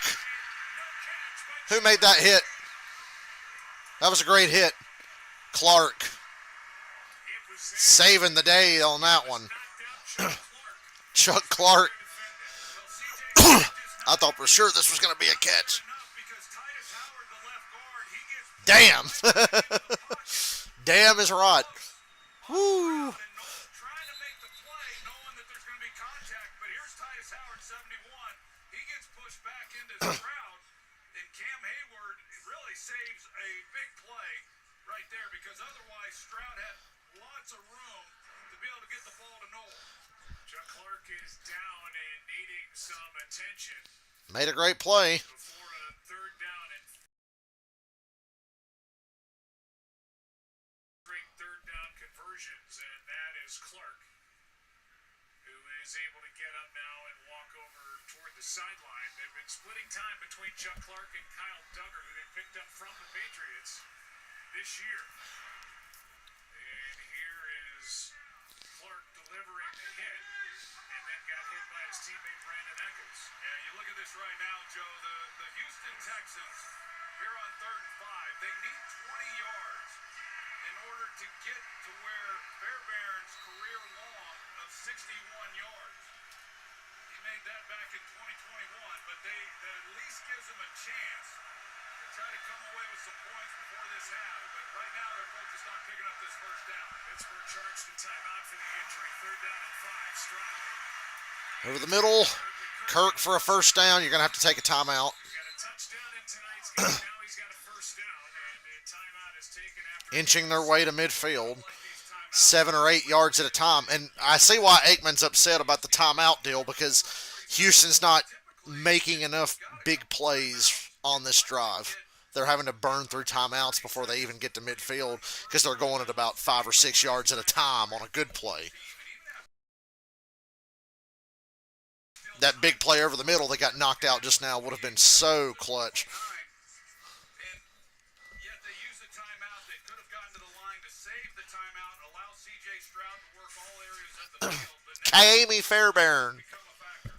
He's better than Young Wei Koo. Defense before a Then 3rd again, down and 1. I could probably kick better than Young Wei Koo. So they got that stop.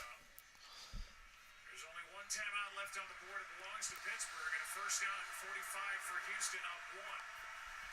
Texans get the ball to start the 2nd half on top of it. Stroud. Oh, he missed him. Collins was wide ass open with nobody behind him. Wide open and left alone, and Stroud could not hit him. 2nd and 10. Well, Nico Collins is number 12. He's coming across the field here and just lay this ball. Come on. That had a shot at being a touchdown. Tough catch. I've seen Nico Collins make catches that are a lot harder than that, but this ball's way out in front of him and just not quite able to make the play. And one that Stroud could have made it a lot easier for him. Still short of midfield, 22 seconds and no timeouts. Oh, look, takes incomplete. Incomplete is the best thing that could have happened there. Peyton Wilson made that play. Just a form hit from Peyton Wilson with the ball in the hands of Woody Marks, and it's 3rd and 10. Well, Peyton Wilson, that's what he does well. His coverage. They split out Woody Marks. He's playing wide receiver, and as soon as that ball started to come out, Peyton Wilson, he just immediately was barreling down on it. Probably a good thing in the end for Houston. The ball was incomplete. The whole time he was getting tackled, I was thinking, drop it, drop it, drop it. So the clock stops with 'Cause if he caught that, that would have been the end of the half right there. This has been their down tonight. They'll be able to There has been some physical ass football played this weekend.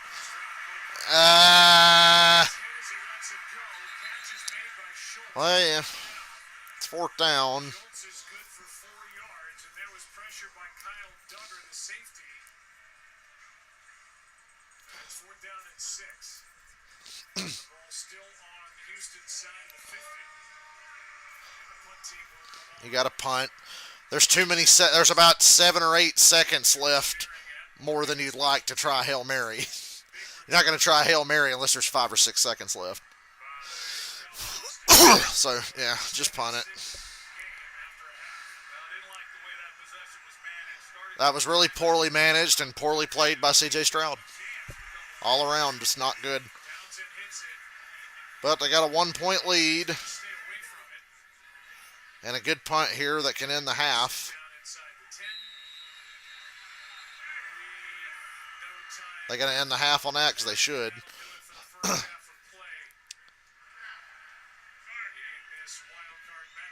7-6. Let's go down to Laura. All right, thank you, Joe. D'Amico, you get the ball to start the second half. What do you want to see C.J. Stroud clean up? Yeah, he's doing a really good job. We just got to protect the ball there. Can't have the turnovers that we had. But our offense just got to keep driving down, get us in striking distance, and go score. When you've affected Aaron Rodgers, what's worked? Yeah, our front is getting after it, right? We're playing really good coverage in the back end. The front is relentlessly getting after him. So they keep doing that. Hold on. Keep winning third down to get them off the field. Our guys are playing really good defense. We just got to come and close it out and finish how we know how to finish. All right, thank you, D'Amico. Thank you. Joe. All right, Laura, thank you. D'Amico Ryans in year number 3. Divisional winner, first 2 years. A wild card this year. And a 1-point lead at the half on the road. Frustrating night for Aaron Rodgers and the Steelers offense, thanks in large part to this great Houston's defense. Stay tuned. All-State halftime coming your way next. I checked All-State first and saved hundreds. Okay, so I just got to like move stuff from folder to folder here, and it'll be all right. Go Dogs. So we've each Yeah, I'll figure this out another time, I suppose. Checking Allstate first was smart. Barking at my boss, dumb. At least I checked Allstate first and saved hundreds. These guys are crazy. This is the Allstate. Okay. These are all the things I gotta have here.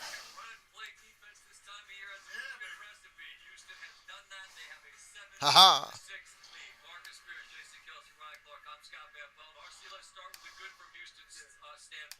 defense has been excellent in that one drive to give them the lead when they do well. You know what? It was about physicality on that drive. When you're playing in the playoffs, you talked about the defense, but also being able to run the football. Nick Chubb and Woody Marks. It was handoff after handoff. The offensive line. Well, shouldn't that be enough? There we go. Oh my God, bro. You smile every time we talk run game. This is your kind of game if you're Houston. PS2, automatically scan, identify games. Okay. Okay, grief. Gotta set all this shit up again.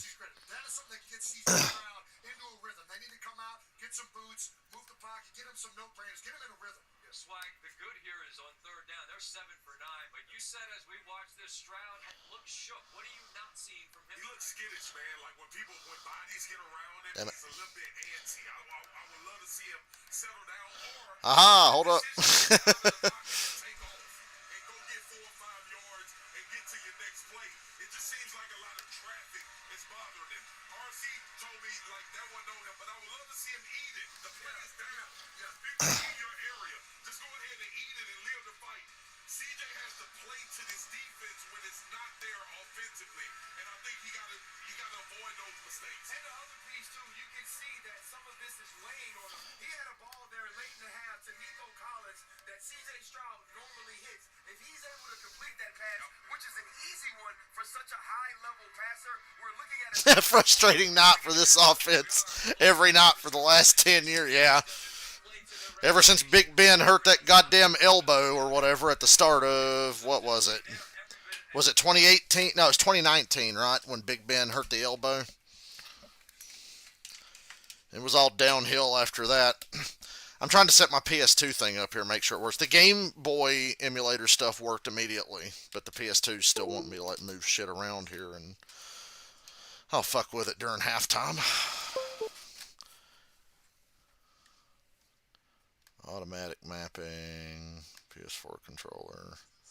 Next, finish. Okay. Haha! My PS2's working.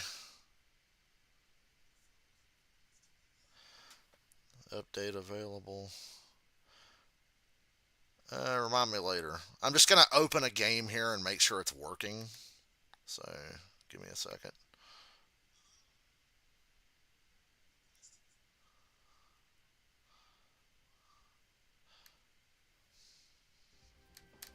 Oh, look, it works. Pretty sure all my save data's gone though. Well, we got an excuse to go back and beat these games again. I just really wanted to make sure my PS2 stuff was going to work.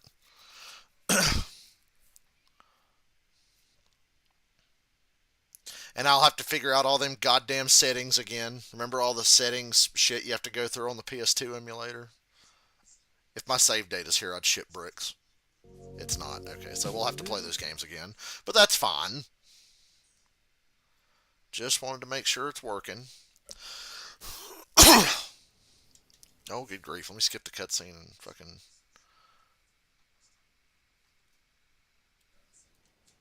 I like how there's like a dozen cutscenes you gotta skip at the start. I wonder where the sound is. That's a problem for future Dale. At least we got the games. Yep. Cool. My PS2 stuff works. Hot damn. Open that again and make sure again. Nice. And remind me later on that update. So the PS2 works. Oh, I need to check the DS emulator. Because I checked the Game Boy. Reinstall. Okay, well, fucking reinstall it then, bitch.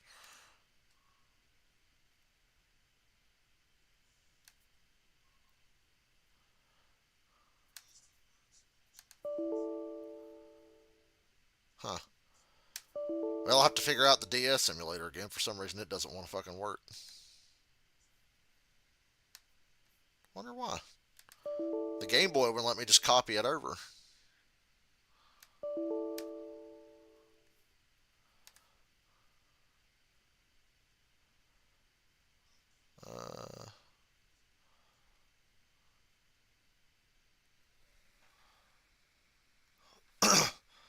Yeah, Rockstar fired some people for leaking stuff.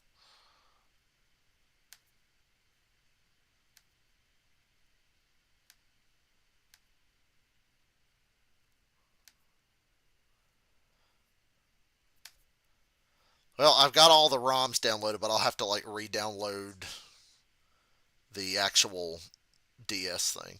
By the way, this 3DS simulator I downloaded, I'm deleting it because it doesn't work. It just crashes every time it opens. Apparently, it's just not supported anymore, even though it was the best 3DS simulator. So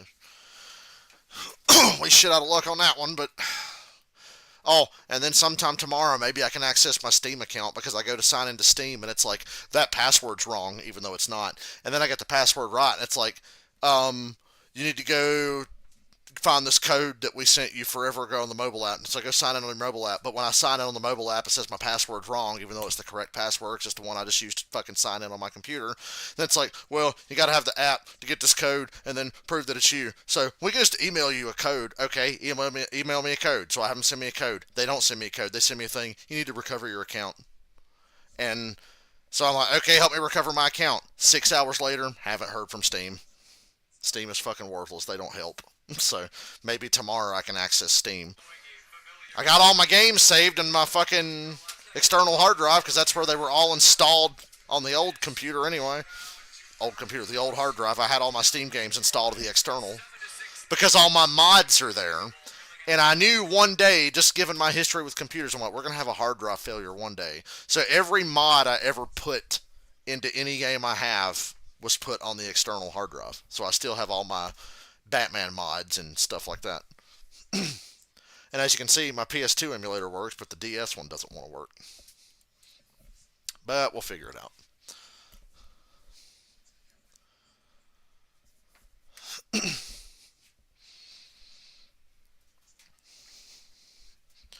So tomorrow I'll have my Steam account back and I'll have the DS emulator sorted out. Then we'll be pretty much back to normal. You see how fast I got OBS working again. And there's a new thing on OBS. I was able to literally link my YouTube straight to OBS now, so they're even more connected than they were before. I can edit like the stream name and stuff through YouTube on OBS. So sit on that and rotate.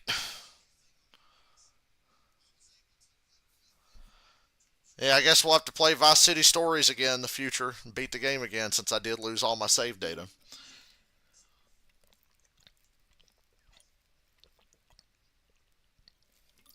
I was thirsty.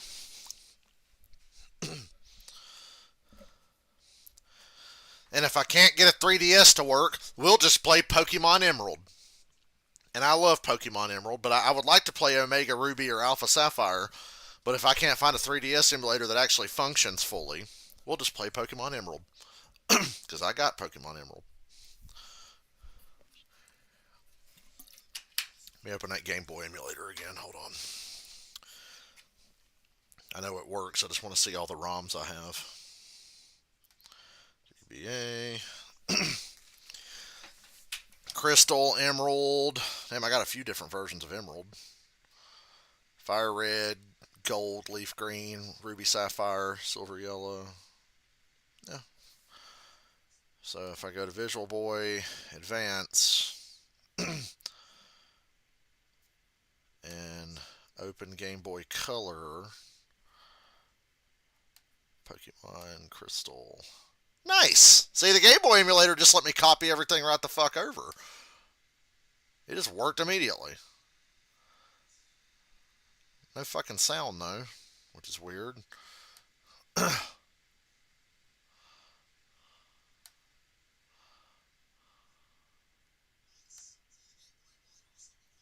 don't know why there's no sound. Oh, I know why, because it's coming through the fucking controller. My bad. Fucking dick. Let's open that again. Oh, I want to open Pokemon Yellow real quick. Never mind, it's still not coming through the fucking headset. Huh. But I wanted to hear the really distorted Pikachu yell. I'm sure there's a driver or something somewhere I have not fucking updated. So it doesn't want to play sound for whatever reason. What if I unplug the headset?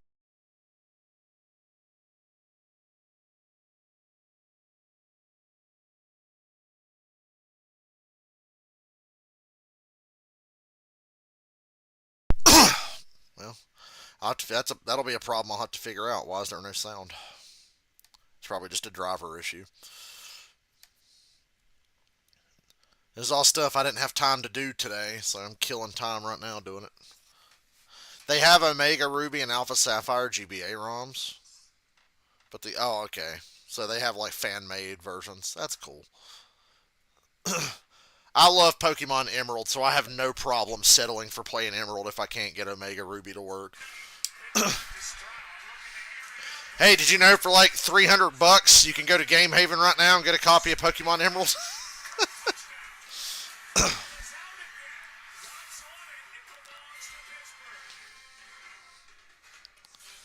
Need to get an emulator on my phone. I know they have those.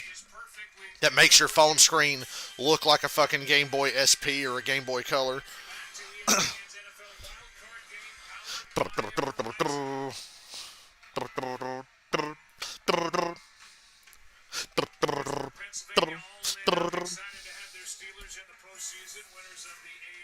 Hey, I had Arby's for dinner tonight. That's rare.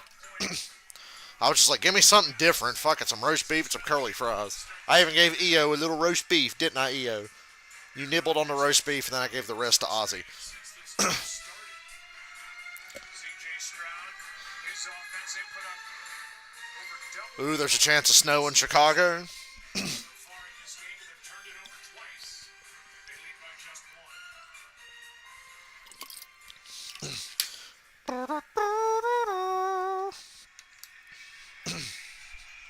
So the Texans will start the second half of the ball. Jalen Noel. Pizza Boy. I'll have to look into that. I'd like to have the Game Boy games on my phone. That'd be fun. So I could play the old games at work too, as well as the new games. 7-6, Houston. Houston's getting the ball first. Thank you, Joe. Mike, I know you weren't happy Near the 26. on the touchdown drive, but how do you think your defense has responded since? We're doing a good enough job. What's his camera work? I'd like to see us have more success on third down. Wow, Mike Tomlin's talking and his mouth isn't even moving. This is crazy. We winning enough third downs on either side of the ball to engineer victory fluidly. We got to be better this half. 1-10 record when trailing at the half. Last win was the divisional round against Baltimore in 2010. They would go on to beat the Jets and go to the Super Bowl. Hey, ESPN, what the fuck? Here's a completion to get this second half started. Is ESPN like out of sync for anybody but me? Down by the Texans. And we'll welcome you inside the broadcast booth. Joe Buck along with the Hall of Famer Troy Aikman. We'll see how this Should I go to ABC? Because ESPN's like really out of sync. meeting in the locker room at the half, and we just saw him put C.J. Stroud on the move. Yeah, don't know what to really make of that first half. If you're Huh. I'm going to switch to ABC and see if that helps. A quick first down by the Texans. Weird. Welcome you inside the broadcast booth. Joe Buck along with the Hall of Famer Troy Aikman. We'll see ABC's a little behind. Now I'm going to switch back to ESPN and see if it's back in sync. So I guess it might be a YouTube TV problem that happened just now. Marks. Now it's back in sync. First down to Marks. I missed the play. Back-to-back touchdowns for the Texans. Back-to-back big plays. Hell, I ain't seen shit. big thing for the Texans is the fact that they've been able to run the football, and it's been so inconsistent throughout this season, and yet here tonight, averaging just under 6 yards a carry, and that has taken a lot of the pressure that They're at the Pittsburgh 45, and I didn't even see how it happened because ESPN on YouTube TV shit its pants. 30 yards on back-to-back plays to start that. Over the middle. Caught. What a hard hit, though, for Higgins. His second catch on this possession. He reaches out for a 14-yard pickup. And a player is down. That's Hayward. And another injury. you can see Higgins and C.J. Stroud's just been a little off. I mean, this ball's it's a high ball. He's trying to catch it. It was off, but at least he caught it. His accuracy, and yet he's made it a little bit tough. Of course, the miss that he had to Nico Collins at the end of that first half kept them from coming away with the score. Meanwhile, Cam Hayward is down. Second team All-Pro this season. They check on him. I'm tempted to try to figure out why don't my emulators have sound. Because I'm going to test and go to YouTube. There's sound when I go to YouTube, so there's something, a driver somewhere needs changing or updating or whatever the fuck. Let's listen to Urinating Tree for a second. I agree. I agree there. 13:24 left. Yeah, in the there's first sound quarter. when I think do there that. might So the be an computer's injury fine. It's just tied the emulator that's missing something. And I can't figure it out.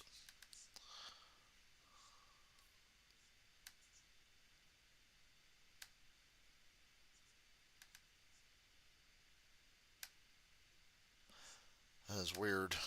No sound. And when I go to audio, configure.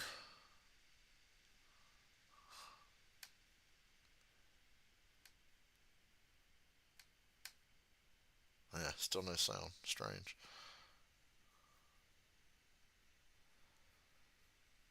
Won't even begin to know how to fix that, but I'm sure I can figure it out. Sound channels. That didn't help.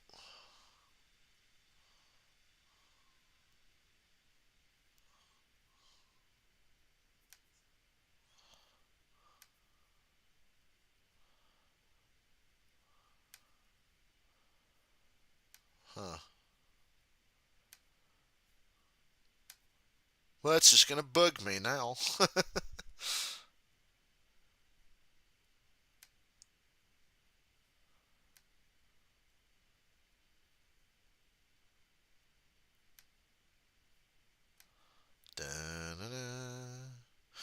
I hit a config. So yeah. The sideline up, moving Don't know. his ankle will Ain't gonna figure it out now. key out a bit. We watching foosball. Half, 3 plays, 3 first downs, gains of 16, 14, and 15, already in field goal range. Leading by 1. At the Pittsburgh 31. Hit some big plays to start this half, apparently. Comes in for Hayward. You want to do the flea flicker again? Just kidding. Gain of 9. About 9.5. Ramsey has to make the tackle. But good start, a good start for this Texans team to start the second half. Yeah, great double team right there inside. And then you see what Woody Marks has to operate with. So they go big personnel. Tight ends. They have the extra offensive lineman Blake Fisher in as well. And they open it up right over the center guard with an outstanding double team for a nice game. Just take my computer to work tomorrow and fuck with it. I might actually do that. And another first down to the 20. Didn't need much. The fuck is Patrick Queen doing? And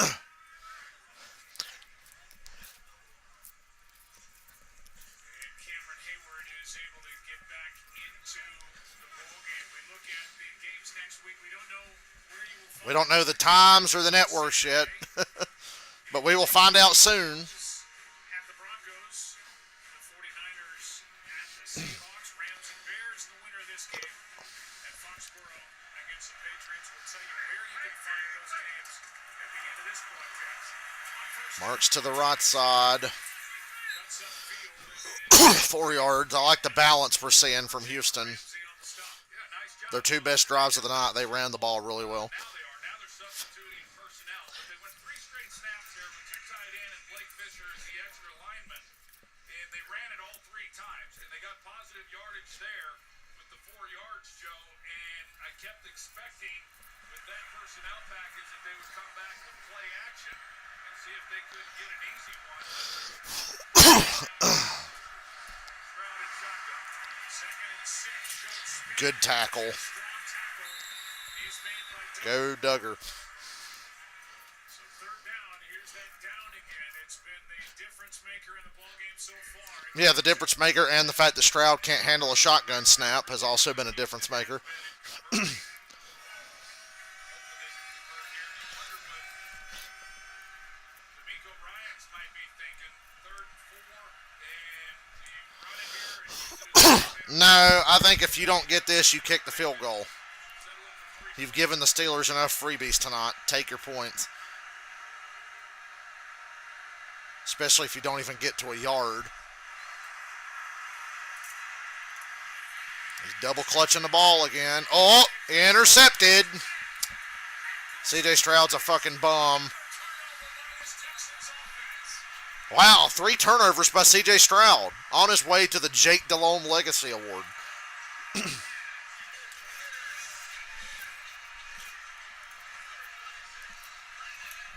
Might want to make a quarterback change. Throwing an interception. On 3rd and short, knocking on the door. There's life for the Steelers. The fucking, what's his name? Davis Mills got you that big comeback against the Jags. Steelers ball. I don't know. I'm just saying.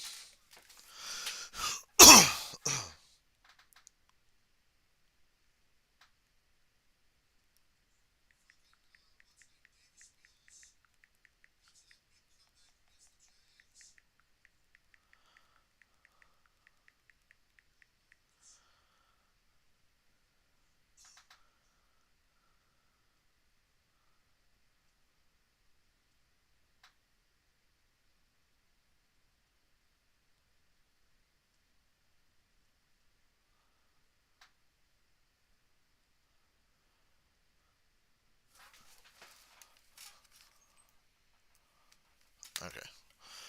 I'm quickly researching possible sound fixes for emulators. There's a way to fix it. I just got to figure out which one, you know. So, we're going to open another game again. Go to Pokemon Emerald. Alright,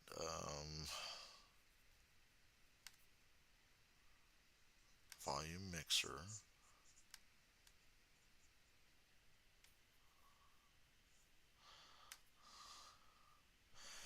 That didn't help. Update audio driver. Yeah, it's definitely audio driver related. Just as I thought.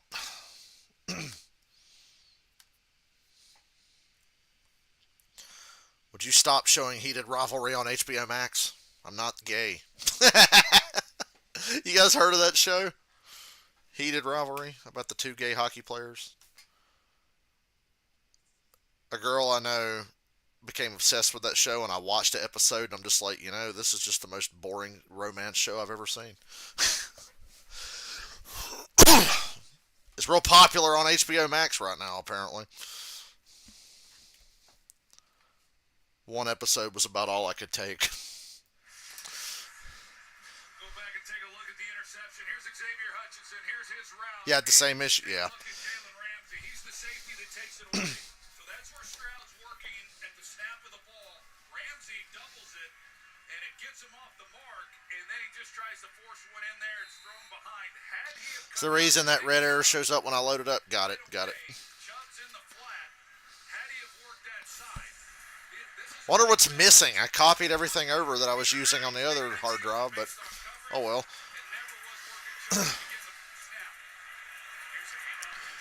7-yard run for Jalen Warren. Man, C.J. Stroud sucks. But I've been saying that for about 2 years now.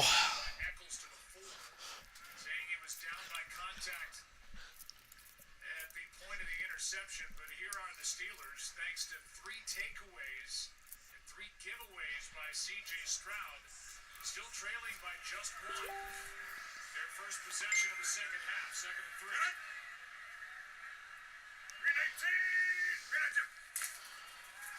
Warren gets it again.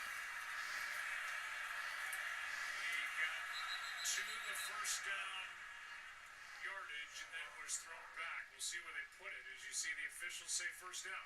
We talked about it coming in, Joe, that points were going to be at a real premium. This is a game that we expected coming in, and yet you get in a position and you don't come away with anything like Houston on that last possession. It's hard to imagine a 3-turnover game, and yet they still have a 1-point lead. And C.J. Stroud he has not been on his game. He's missed some throws and some guys have made some... Okay, next commercial break, I'll try that. Glad Dylan's got emulator experience too. If I'll start.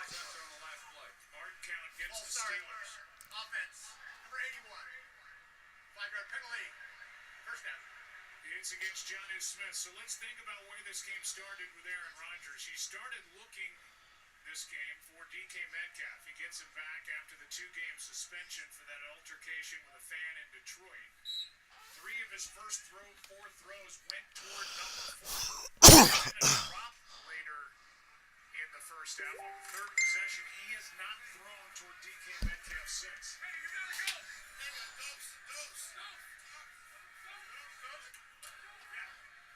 Here we go. First down at 15, quick throw. Yeah. Austin, and he's brought down by Petrie. The ball's coming out quick. There's nothing downfield. This offense can do nothing through the air. And this is a defense that they smell blood in the water. I mean, you got to back them off somehow. And these quick passes that's what the Steelers offense has really been about. We saw a little bit more down the field last week, especially there in the second half. Freiermuth worked in the middle of the field. We saw the double move last week with Calvin Austin. Rodgers has not really gotten anything down the field, and this is playing right into Texans' hands, these quick passes. Second down at 15. Rodgers I thought Petrie was going to have an interception there. across the 15-yard line to Austin. Petrie is if you're doing this stuff around the line of scrimmage against some defenses. Against Houston, this good tackling defense, they're getting nothing after the catch. No, they rally to the football, and toe-to-toe, here he comes. It's still a 4-man rush, and I thought Rodgers was either going to get a safety or throw a pick. but they just rally to the football, and they make you earn every yard. But the quick passing game is not the way to attack this defense. Steelers have not faced a third down shorter than 7 yards. It's third down and 9. Here's one downfield. Oh, Valdez Scantling over the middle. First down. That was Desperately needed. Give their defense a break. This is a good design, and this is what they need more of. They've got Pat Fryermuth who's working through the middle of the defense that ties up Caleb Bullock. Right here, Caleb Bullock, you're going to see, as Fryermuth comes down the middle, that it pushes him off, and then you've got Marquez Valdez-Scantling who's coming underneath that, and that creates the air, if you will, in the coverage. First third down conversion in the ballgame for the Steelers on offense. Gainwell trying to bounce outside. Didn't work. Petrie is there, and others. A loss of 2. Well, we've highlighted Jalen Petrie a few times here tonight, and here was a guy that played safety. I'm anxious to get to a commercial so I can try Dylan's audio fix on my emulator. He's the type of guy you want around the football, and this year he's been excellent in coverage as well. He's had his best season of his career. Team high 6 tackles in the game, Jalen Petrie. Second down and 12.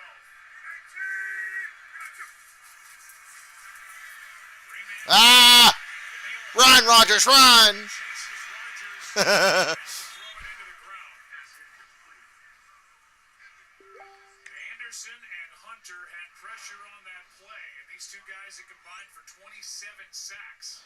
Force this third and long. Yeah, Danielle Hunter, you see this spin move that he puts on Faltano, and Rodgers saw that one coming as well. And at his age now, he's not going to outrun anybody. There was a time he would have been able to get out of the pocket and really create some damage, but he needs the protection. And he's been frustrated throughout this game. He needs a thrill.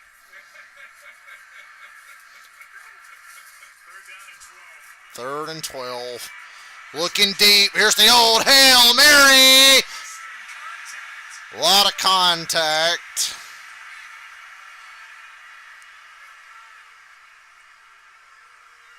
Boy, I don't know. We'll take a closer look at it. It looked to me, Joe, like Lassiter might have gotten away with one.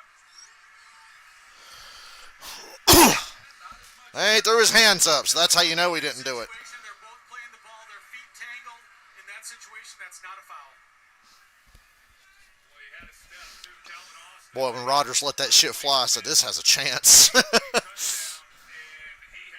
That's like the only difference for this Steelers team over the last, 7 years is that now, when the quarterback has time and rushes back and throws, it's got a chance.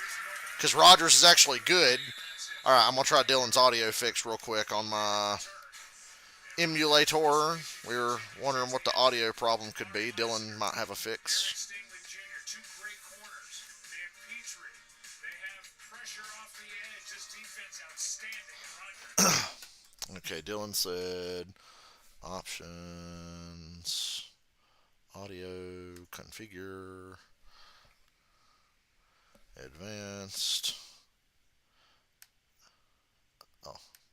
direct sound, Logitech headset. Aha! Good shit, Dylan. Good shit, Dylan. I knew it had to be an easy fix. I just wasn't reading it right. Now I'm sitting here watching the Pokemon Emerald intro. You see how loud that is on my OBS? Oh, it cuts off when you...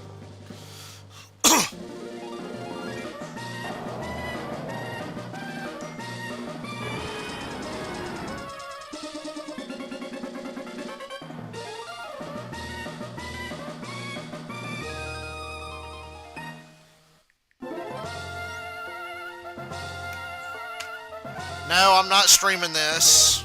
Not tomorrow.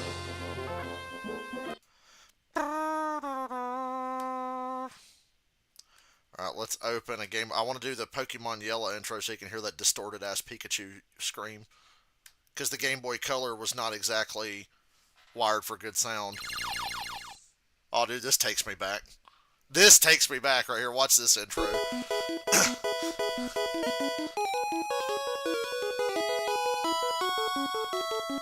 I got this for Christmas when I was like 6 years old, man. I was so happy. I was like, oh, hell yeah. Because I just played Pokemon Silver, and I got Yellow for Christmas. You hear that shitty Game Boy sound? Hold up. Oh my god, it's great. I love how shitty it sounds because the Game Boy was an 8-bit fucking system. And they tried to put a Pikachu scream on it. It was like, bleh! Dude, how many Pokemon? I have all the Pokemon ROMs. Every Game Boy Color, Game Boy Advance, and DS Pokemon game I have on this computer. And will have forever because this hard drive's never going away. I will copy it to as many hard drives as I can to preserve my childhood. So I got them all. So the Steelers do nothing with another takeaway. Houston's going to need to run this ball and punch it in to win this game.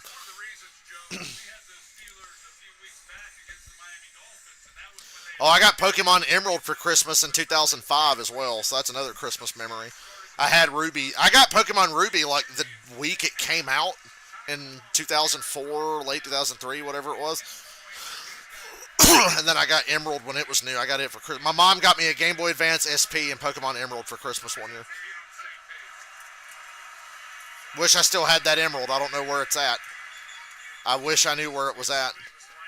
Because I could sell that shit for like a few $100 now. And what's illegal motion? Why the Steelers still in this ball game? Because of 3 turnovers tonight. Well, that was the big one there. And just they had the chance there for the touchdown. My first Pokemon game was Silver, and then like I said, I got Yellow for Christmas. And then with birthday money, I went back and got Pokemon Blue, and my sister got Red. So we kind of played the games backwards, but we played them all. From Red, Yellow, Blue, Silver, Gold, Crystal, Ruby, Sapphire, Emerald. And walks into a sack. Third down. CJ Stroud sucks. CJ Stroud fucking sucks. EO. EO, my little kitty. You, my little kitty. Meow, meow. Meow, meow, little EO. Meow, meow.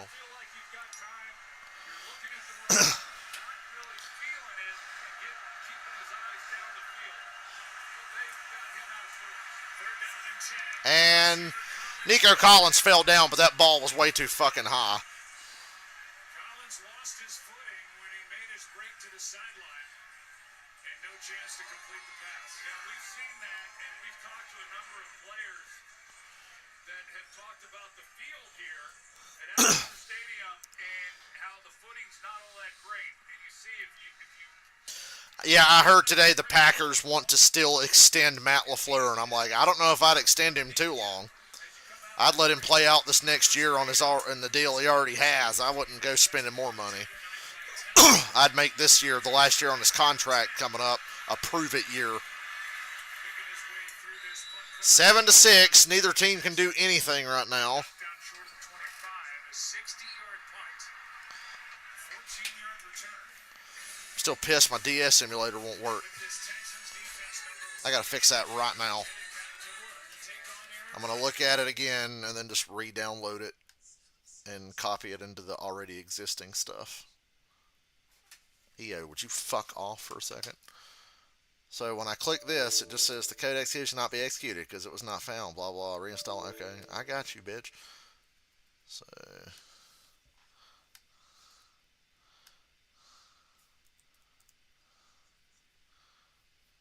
Stop fucking. I don't want to open that. Fuck off, cunt. Alright. What's the latest version? They ain't updated this in a couple of years. Well, I mean, latest stable release.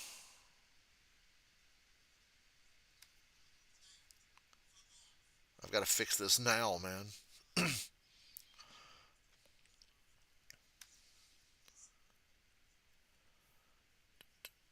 Mac, blah, blah, blah. Windows.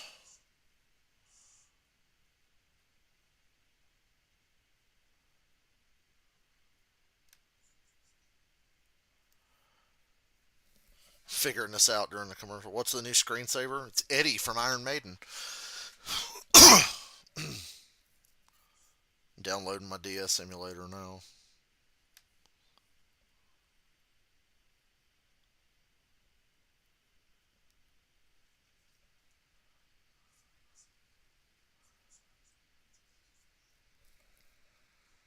What's the screensaver? Oh, here it's Eddie from Iron Maiden. From the Killers album cover.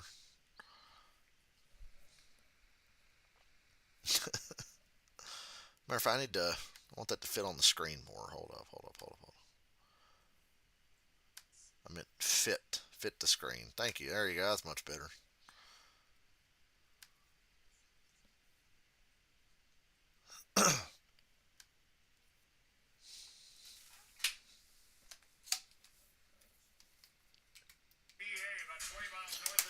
We'll let that cook for a minute and see if I can get my DS emulator working again.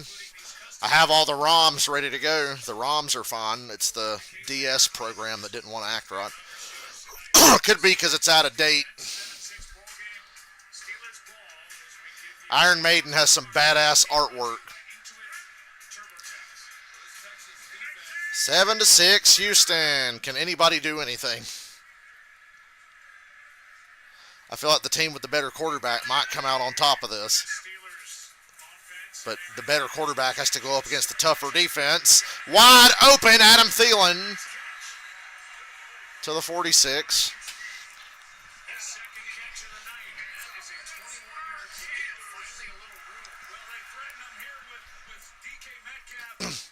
Adam Thielen probably didn't think he'd be playing in a playoff game this year.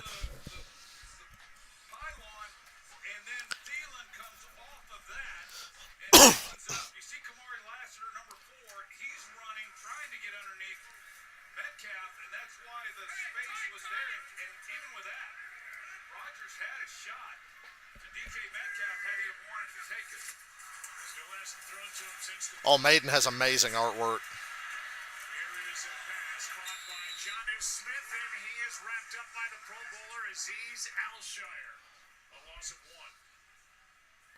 Every Maiden album cover has Eddie in some form or fashion. Eddie's like their mascot, basically. He's like a weird zombie axe murderer thing. And he's on every Iron Maiden album cover. And he has many different forms. They're always coming up with new Eddie artwork.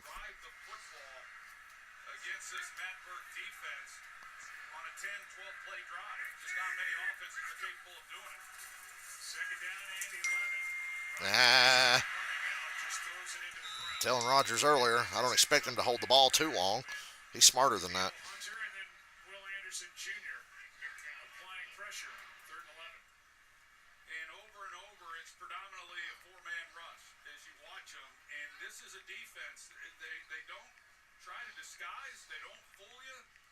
It's unlike really any other defense in the league. They just line up, they show you pre-snap pretty much what they're going to do, and you just don't have any answers. Sixth time in this ball game, the Steelers have faced 3rd and 10 or more. 3rd and 11. Rodgers, work your magic if they can protect. And he strip sacked. The ball's out, and of course Pittsburgh recovers it. But it's 4th down. Houston couldn't get that lucky. Danielle Hunter is going off tonight, dude. If Houston wins this game, Danielle Hunter's the MVP. Danielle Hunter may have saved a touchdown because DK Metcalf on the left side of the screen here, you're going to see him. He gets up on top, and there's a chance. I mean, they're going to try to get the ball down the field, but Danielle Hunter doesn't even allow him to get the pass off. There is a beautiful punt by Corliss Waitman. Drives goal back inside the 15, and he hops out of bounds shy of 25. 57-yard punt by Waitman. And with a minute 29 left in the 3rd quarter, we are still stuck at 7-6. Texans on top. You're watching ESPN's NFL Wildcard Game, powered by Verizon.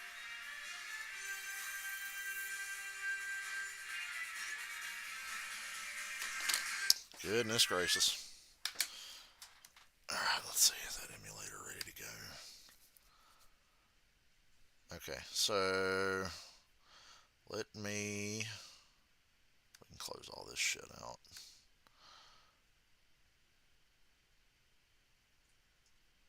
This is the new one.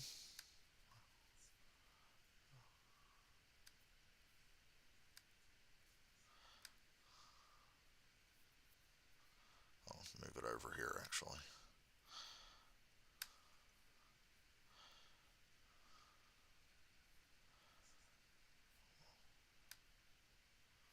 What if I just copy this shit over into here? And then open that. And then Pokemon Heart Gold. Yay, it's working! Dale fixed his fucking emulator. Dun, dun.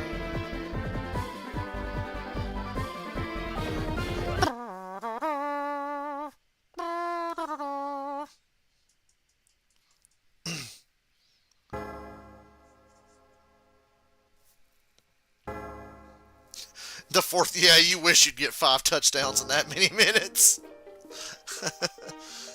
Let's watch the Pokemon Soul Silver intro. Yeah, I guess my emulator was just out of date with current like drivers and updates and stuff, so I had to download the newest version.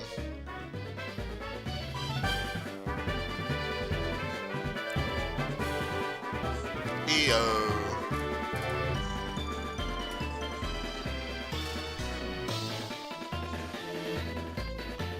Cool, it works. Stars will be out in San Francisco to kick off Super Bowl 60 weekend. Find out who will take over games So this old one can fuck off. with host John Hamm. Nice. NFL honors on Nice. NFL Network, and by the way, Noi. Noi. Francisco. If you have one, text I also should copy that new version over to my external hard drive so I have it for the future. For, you know, 5 to 7 years from now when my current hard drive inside the computer goes kaplooey again. If I'm still using this computer in that many years. Look out! And a drop. Actually a decent throw. And Collins is shaking up again. he's okay. Hard landing on that one. Oh, you meant from both teams? Yeah, or they just suddenly start going back and forth. On this cold night, Like Baltimore-Pittsburgh last week. Junior was right there for the Steelers. Take a look at the end of this play. Well-positioned ball. He just goes right down on his head. Was unable to break his fall at all. I mean, immediately just falling right onto his helmet. Hands go up to his head. Now he is going to be walked off the field. And get looked at. These two have been battling all night. Ow! God, right on my face. He said, ow, my face! This hard ground. Second and 10. Texans, since that impressive touchdown drive, 14-play drive, have gone fumble, punt, interception, punt. Oh, hey, look, he dropped another snap. On the snap, what is going on? At least he recovered this one. Stroud is able to get back on top of it. That is 3 times we have seen that today. And there have been others that have not been clean on top of that. Yeah, this one Stroud wasn't even expecting the ball to be snapped. And you see the right goal. Life comes at you fast, bro. He's looking to wait for C.J. Stroud to tell him the ball should be snapped.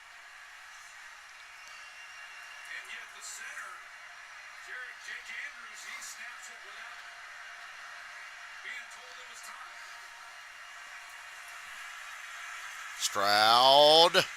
Deep throw. Wide open. Caught by Kirk. Bails him out.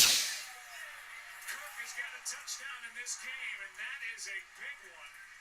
A third down conversion with 30 seconds left in the quarter, 49 yards. Well, Christian Kirk runs an excellent route. Brandon Eccles, the nickel corner, he's in coverage, and you see the step that he gets on him, and then Kyle Duggar, he's the last line of defense. He's playing middle safety, and because Kirk was so good and not really Cinnabar Island again.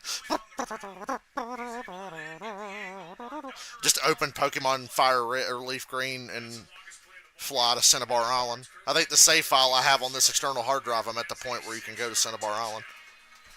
Alright, one more thing I need to do with my emulator stuff before I forget is copy the new version I downloaded over to my external hard drive. That's very important. So, DS. I need to open a new window, you fuck. Open a new window. Yes. Okay.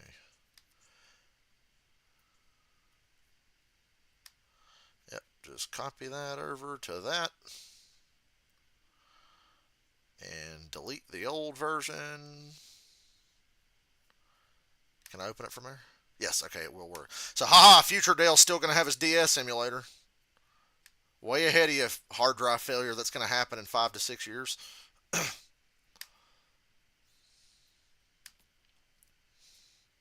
I learned after that first computer where I lost all my Pokemon shit. I was like, oh man. Now I'm like, nah, copy that shit to your extra storage. Always have an extra hard drive. Yeah, that version of that emulator was from 2015. I would say, yeah, they've updated that. But the last time they updated it now is 2022, so...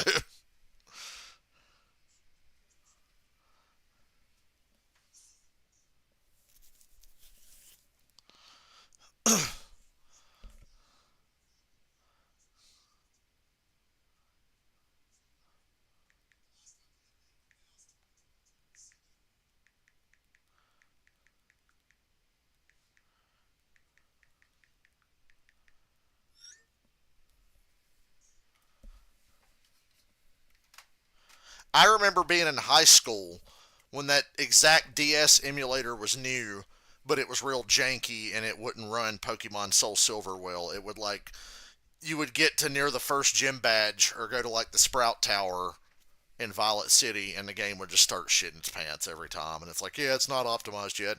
And then years later I got it and I said, oh wait, the simulator sucks. It's like, no, it's been worked on since then. And the last time I played it, it was flawless. So... And I was playing the 2015 version after I'd played the 2012 version that was dog shit. So hopefully now I can get a good 3DS one. That first 3DS emulator I downloaded did not work at all. It would just crash every time. So I went ahead and deleted it. They said there's other ones.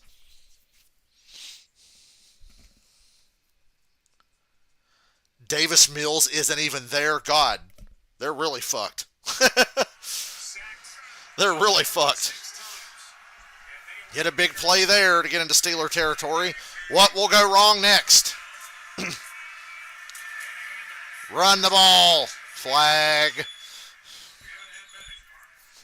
Shockingly, haven't had many flags, and it's a Steelers game.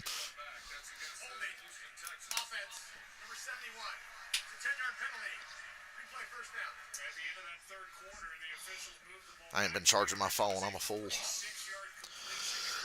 It's okay, I got a charger I take to work with me now. I'm not exactly worried. Catches of 36, 46, and a 6-yard touchdown tonight. And he's got 4 third-down catches for first downs. He's doing everything. And this quarter, as you can see in the bottom right corner of your screen, has been a problem for the Steelers on defense, and it has been fruitful for the Texans on offense this year. First and 20. Hit a good run to get a lot of the yards back.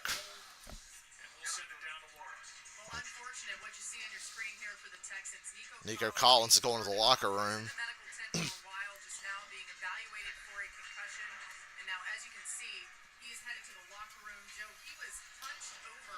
Oh.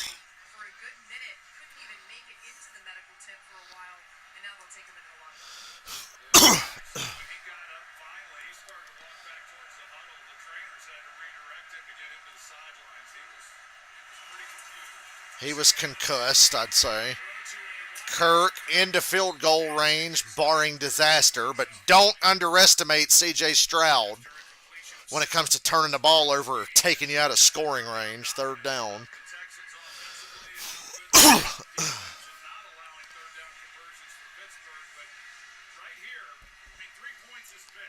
3 points is really big here. C.J. Stroud, as tough a night Pittsburgh really 0 for 6 on third down? That is wild. It'll be a 50 or 51-yard field goal try from this spot. Third down and Take something easy here. A field goal's okay. You just need points. He didn't take the easy one. spinning try, and the pass incomplete Well, they still get a field goal attempt. to the Steelers. Defending against Higgins. the rookie. Here comes Kaimi Fairbairn. Now with Nico Collins. Oh, he didn't fly in with the team. Okay. Higgins would be the one. He got there late because his old lady had a baby. A little bit of a grab there at the end of that, but kind of had what they wanted. It's a big field goal attempt here. By Kaimi Fairbairn. 51 yards. The young man from Hawaii. And it's right down the middle. 10-6. The all-important 4-point lead Kansas City last year. that keeps a field goal from beating you. Field goal had another one blocked. Meanwhile, I got to take a piss. Oh, hold on. I was supposed to say what the Tourette's guy said in that one video. I've got to take a piss. When I come back, I'm going to talk about the Mighty Duck movies.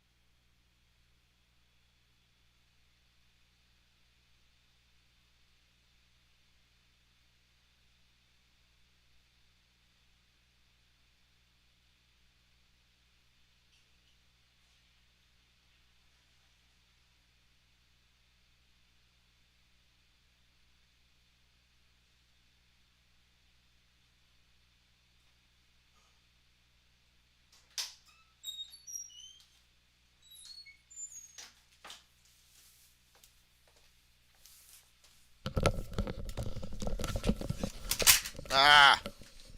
Fucking stupid ass.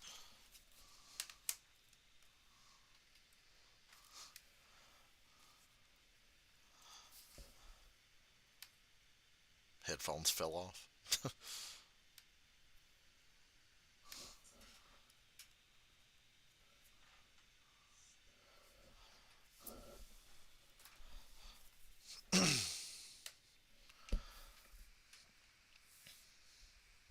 The baby's gonna have Davis Mills' neck. Could be a stick bug like Mike Glennon. Remember when the Bears gave Mike Glennon like a massive ass contract? Remember that?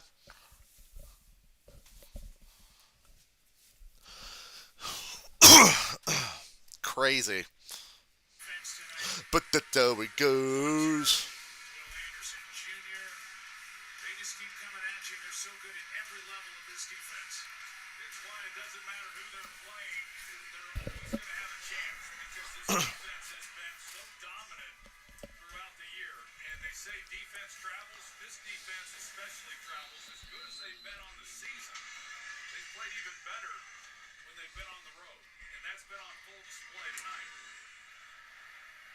Do you have the time to listen to me whine about everything and nothing all at once?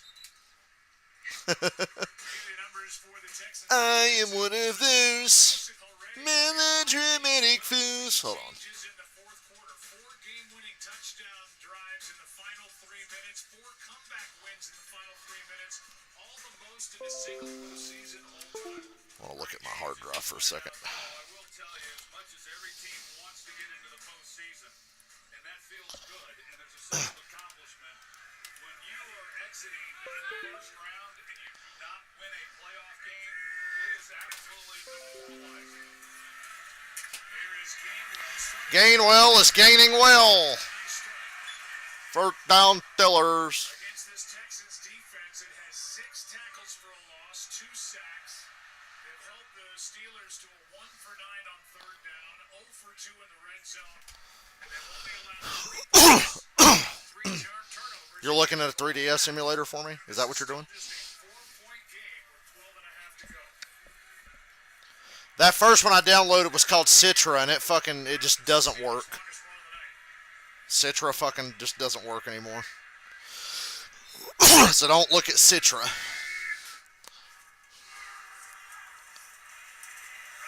Rogers deep. Oh, they got it. Oh! Incomplete. I think it hit the ground. As a heart. Okay, I'll look that up.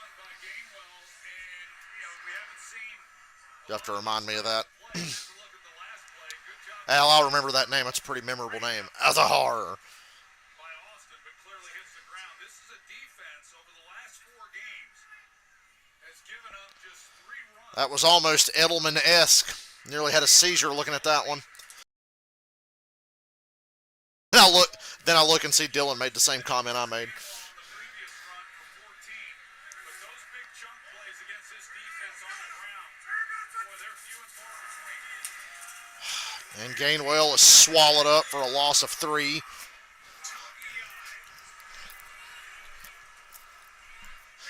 And Pittsburgh's patience wears thin. 7 tackles for a loss for this Houston D. Yeah, Togiai, he has really had a year.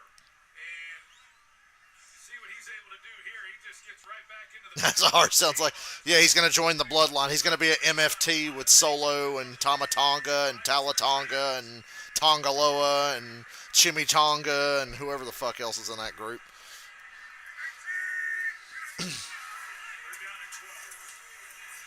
God damn, dude. The fucking rush up the middle. The ball is out and Rodgers ain't moving. And they're going to give Houston a touchdown. All right, well, if that stands, that's game. Anderson and Rankins got home on Aaron Rodgers, and then Rankins took it into the end zone, and obviously we looked at to make sure that Rodgers is back up. That's good. He might be down by contact. This touchdown might not count, but it's definitely a fumble recovered by Houston. That offensive line gets over-fucking-whelmed.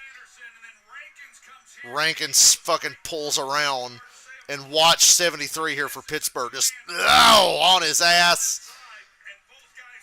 And Will Anderson got there at the same time.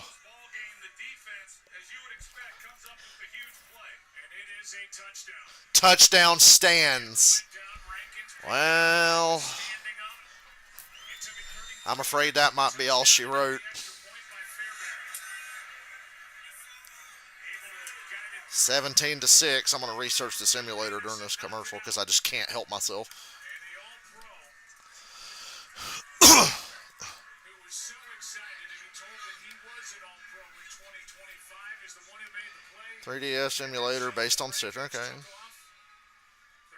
yards later, it's a I'm going to download the Android. I'm kidding. Great job. You're going to see Rankins as he stunts. He ends up on the left guard, Sayamalu, and he just runs right over him. God damn, that was some devastating defensive line play right there. Will Anderson coming off the edge, and it had to feel to Aaron Rodgers like it was a 6-man rush. I mean, they got on him so fast. God damn, that's a 4 field goal lead, man. How's Pittsburgh going to overcome a 4 field goal lead? defense for the Ryans. Houston versus New England would be a very intriguing matchup for me, especially after watching New England's offense struggle last night against the Chargers. Because Houston's defense is even better than the Chargers. Chargers have a good defense, don't get me wrong, but Houston's is next level. Was able to take one into the end zone. That's when you know you've got a great defense. When they start scoring. Oh, some missed tackles on this return. Looked promising at first. D'Amico Ryans knows about getting after Aaron Rodgers. We can go back to December 7, 2008. And D'Amico Ryans sacked Aaron Rodgers in the fourth quarter of a Texans 24-21 win at Lambeau. And for D'Amico Ryans, a former 2-time global linebacker, a former defensive rookie of the year, good player, really, really good player. And he's become a terrific head coach. He sure has. Laura asked him yesterday if he told his team that he sacked him back when he was a player. He's a pretty humble guy. He said, "No, I mention it to him, but he has done a great job. Offensive line did a good job on this play. And Rodgers misses Fryermuth. Al Shahir was in coverage. That's the first time Aaron Rodgers has looked Pat Fryermuth's way. Oh, yeah, Pat Fryermuth plays for Pittsburgh. I know you forget sometimes since they don't fucking use him. There you go. D'Amico Ryans, he's 41. Aaron Rodgers, 42. And, 42 years old, and you're getting knocked around the way he has in this ball game by this pass rush. It does not feel good. On second down, over the middle. Oh! He's dropped immediately. Al Shahir with the spear over the middle there on Jalen Warren. He was with D'Amico Ryans in San Francisco. He's kind of the glue guy that came to Houston. And Rodgers quick snaps it on him. Houston substituting. And it's caught by Fryermuth, who had to fight for it. Maybe they should throw to him more. I don't know. I think they had Houston for 12 on defense. They may have gotten the Texans with 12 men on the field, but you see the catch by Fryermuth, and he's one of the few guys over the last few weeks who's been able to make plays. 12 men on the field. Yep. Defense. That's why Rodgers was in such a hurry. The rules for this Texans defense, as we look at this catch by Fryermuth, it's as tough a catch as you'll see. The rules for the Texans defense along their defensive line is unless you see Pittsburgh substitute, you cannot come off the field. That's right. If Rodgers is on offense and they don't sub, don't you dare fucking ask to come out of that game. And Rodgers is sacked again. I think that was Lecky Fotu who is the guy who got it. It'll go down as a loss of 3 and the 4th sack of the night for the Texans. Well, Dylan Cook, number 60, you're going to see, Joe, that's who Aaron Rodgers trips over. Kind of push back as he goes. Yep. It's a comedy number here. Situation, and boy, there was a lot of open field. He thinks he got tripped by the defense, I believe. He'll see the replay and understand. Loss of 3, second down and 13. Thielen in motion. Rodgers has to step up through pressure. God damn. These hits tonight. Since late in the first quarter. Well, Rodgers gets outside the pocket. DK out here doing cardio tonight. Now, I understand. That's what they always say when a wide receiver ain't getting the ball. You're just out here doing cardio. Running your fucking sprints. There was a time earlier in Rodgers' career where he would have hurt a defense with his legs. Here, picked up 10 yards, new set of downs, and then keep on playing. But at 42 years old, it's what typically leads older quarterbacks is their ability to run, their ability to move, and we've obviously seen that from Rodgers over the last few years. It's been third down and long all night for the Steelers. Oh, batted down. Line of scrimmage. And it was batted down by Derek Barnett. Danico Autry was in there as well. And that ball didn't get far past the line of scrimmage, and this crowd is booing the Steelers offense. Let's see who got it. Yeah, Derek. That's Autry. Yeah, Danico Autry, he's the one who's able to get his hands on it. They run a little game up front. And this defense, that's what they Yeah, it's a lot like the Cleveland game. just nothing easy. Pittsburgh just getting overwhelmed by an elite defense is nothing new. They play solid enough defense themselves a lot of times. You see the takeaways they've gotten tonight, but their offense can't hang with a legit defense like Cleveland or Houston or the Chargers. Those are the 3 of the best defenses they played all year, and they've all 3 handled Pittsburgh's ass. With the Patriots next Sunday. I mean, come on, does Pittsburgh really want to go back to New England and relive those memories? Maybe it's best to just lose this one.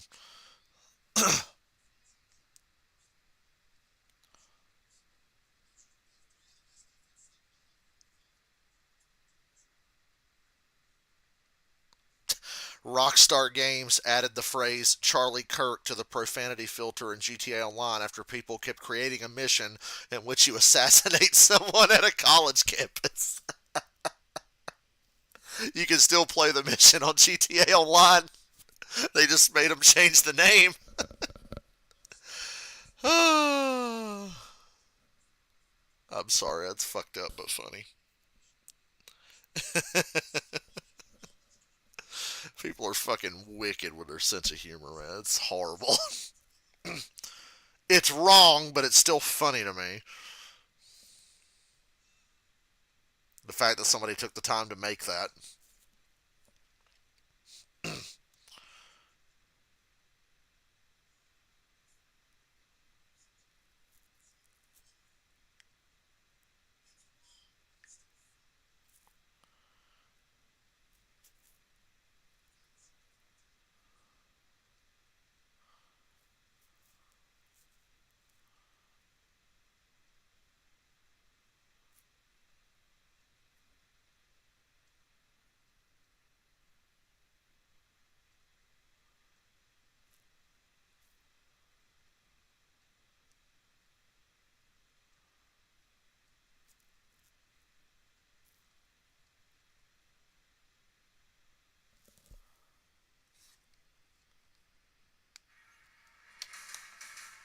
We welcome you back to Pittsburgh. You're watching ESPN's NFL Wildcard Game powered by Verizon.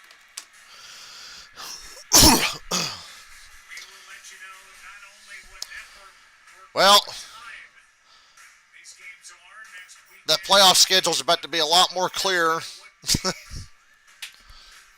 You know, unless CJ Stroud wants to drop a shotgun snap. Maybe they should just be under center for the rest of the game. Maybe he can handle that. Certainly on the short list for NFL Coach of the Year. Great job he's done.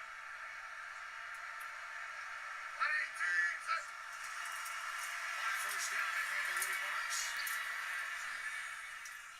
Harrison in on the stop, a gain of 2. So far, the Houston defense has outscored the Steelers' offense. Houston defense has outscored the Steelers offense.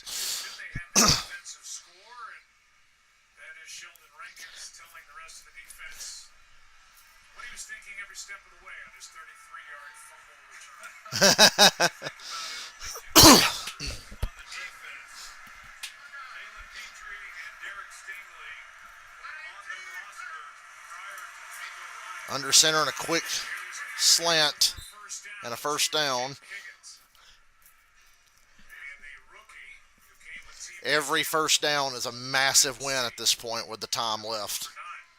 You look at him, and I like this young player, and in a lot of ways he reminds you of Nico Collins, and he's had a better rookie year than what Nico did. Nico really didn't break out until his 3rd season, and Higgins, he's got the same characteristics, and he's had a really solid rookie season, and depending on Nico Collins' health, if they go on to win this game, he might be leaned on a lot heavier next week. First down, play clock goes down to 3 as Chubb tries it a couple of times and ends up getting 2. Let's go to You mentioned Nico Collins. He has been officially ruled out with a concussion. We saw him carted off, documented that he's out for the season. Houston without Nico Collins against the Patriots next week would be a bummer.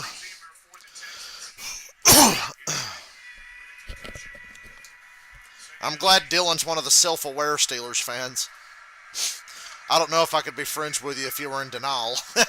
Which I find it there more and more Steeler fans are realists after the last, 8 years of the same thing over and over. Nobody's really in denial anymore. Everybody knows the deal. Big third down coming up. You see that C.J. Stroud, he's trying to run the clock down, and you get up at the line of scrimmage and hold it.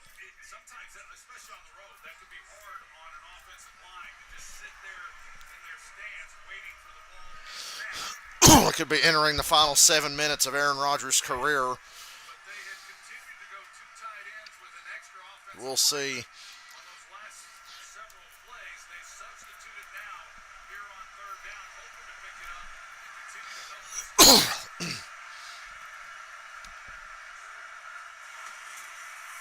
Good pressure up the middle, but they just go past him, and big first down and a lot more. He's still going down to the Pittsburgh 35. Into Steeler territory, and Christian Kirk has had a big-time game. 33 Yeah, Christian Kirk showed up for this offense today. 46 tonight. You can see the release that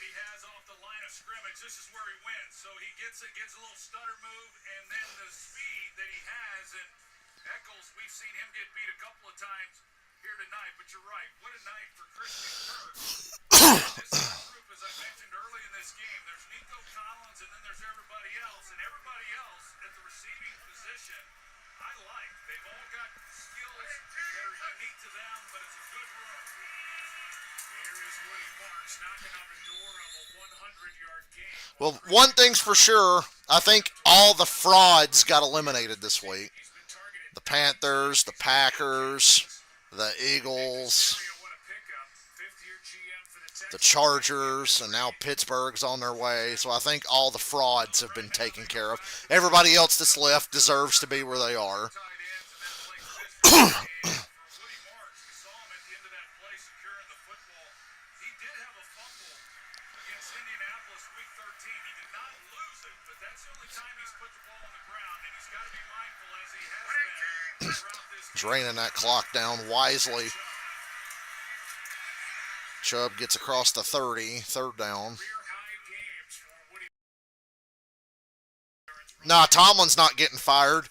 They will mutually agree to part ways. They will mutually agree to part ways. He won't get fired. Yeah, the Jags weren't frauds. I like the Jags. That's why I didn't say their name. Jags, Buffalo could have gone either way. They're both good. Eventually, when your offense isn't doing anything more than what the Steelers have tonight, Josh Allen's just a different breed. off on your defensive unit, and this is a group He's everything the media wants Justin Herbert to be, I guess. very well on this drive, and they're Play clock down to 1, and they're going to run it inside. First down, flag. As Chubb gets a first down for the moment. I think it's on Pittsburgh. It's against the Steelers, the first down will stand. Defense, number 26. The penalties decline. The result of the flag is a first down. Time now for our game recap. It's brought to you by Wingstop and Christian Kirk. The slot receiver has stepped up and been phenomenal here tonight. Here he is on a 3rd and 5. well, he's done a lot of big things, and he's been the big play guy. Yeah, I'm interested in the schedule reveal. What channel and which game is on at what time. We know what days, we just don't know the times yet. Chubb just goes down. Penetration by Cam Hayward. And as Pittsburgh should start calling timeouts here. on the field, we have a start.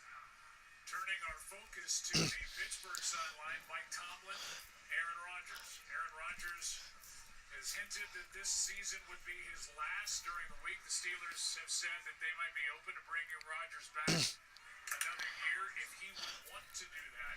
And then what's the future for Mike Tomlin? In his 19th season, I'm predicting Buffalo, New England for the AFC Championship game. That's what I said coming into this week. But let's see if New England can handle Houston. and Chubb over the left side. Now Pittsburgh will call timeout. Again, a flag. Never mind a flag. They don't need to call timeout.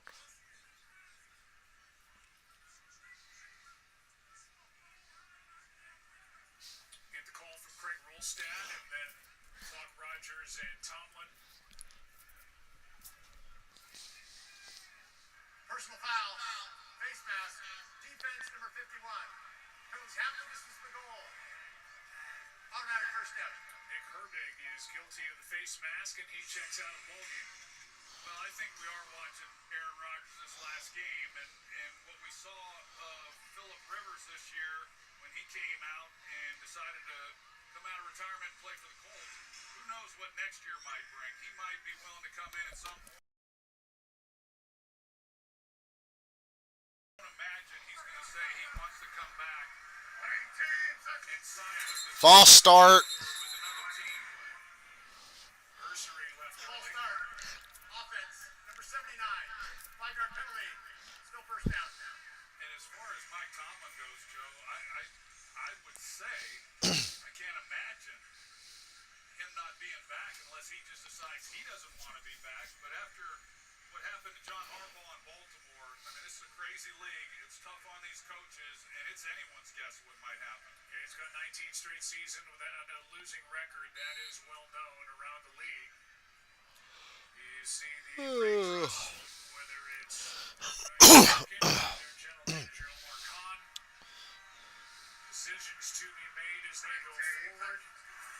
down and goal ball back outside the 10 as Mark Saints And touchdown. and takes it into the end zone for a touchdown. Drive home safe. Everybody in Pittsburgh, get home safe. Be good. It hasn't been pretty tonight for D'Amico Ryan's team. They have turned the ball over 3 Offense finally sustained a drive. I think there was a lot of give up there from Pittsburgh. Just accepting the inevitable. Well, I can fuck with this 3DS simulator real quick. File isn't commonly downloaded and may be dangerous. Well, we'll try it. They're as good as advertised, and as long as they can play like they did tonight, they'll be in every ball game late in the game with a chance to win. The extra point is good from Fairbairn. Texans have outscored the Steelers 17-0 in this fourth quarter, and they lead 24-6. As we look at Marks, One quick look at urinating Tree. Tree accepted this an hour ago. He's over it. found the hole, and Aaron Rodgers, his frustration has been Rodgers knows the deal. this game really got started. Well, as good as it felt last week to beat Baltimore and get into the postseason, as I mentioned earlier, this is an empty feeling. I've been there, and as good as it feels to make the playoffs, when you and invariably, whenever you do lose, if you're not the Super Bowl champion, it's a disappointment. There's no question about that. But when you fail to win at least a playoff game, which has been the case in Pittsburgh for far too long, it really wipes out whatever good feelings you might have had about your year or having won the division last week. We knew whatever team won last week was not going to win this game. Aaron Rodgers trying to encapsulate his career. Whoever won between Baltimore and Pittsburgh was going to have the same damn thing happen. Gainwell dropped it, picks it up. Houston had already beat the brakes off Baltimore once this year. So Pittsburgh won their free turn. He was lightly recruited out of high school, 1 season at junior college, then 2 at Cal. He slid to the 24th pick in the 2005 draft, backed up Brett Favre for 3 And it's another 3-score deficit late in the playoff game. That's really bad. They just keep getting blown out in these playoff games. passes, number 1 all time in passer rating. It just goes on and on and on. All those years in Green Bay, a couple in New York with the Jets. AFC North could look very different this coming year. If Rodgers gets 13 touchdowns in the next 3.5 minutes, he'll pass Peyton Manning. So keep throwing it. Never mind. Add it down. A couple of times tonight, and all Rodgers can do is shake his head. If this game ends with the Steelers putting up 6, this would be the lowest offensive output with regard to points scored for Aaron Rodgers in his, well, as of tonight, 22 career. Mahomes has more touchdowns than Rodgers in the playoffs, and Mark Sanchez has a higher passer rating in the playoffs than Tom Brady. Second down and 10. Rodgers, Gainwell drops it. There's Oh, Lordy. And those who remain will let the Steelers hear it. Headed for the exit. TJ Watt punctured a lung for this. 5 in his career during the playoffs, and the Steelers will lose their 7th consecutive playoff game under Mike Tomlin.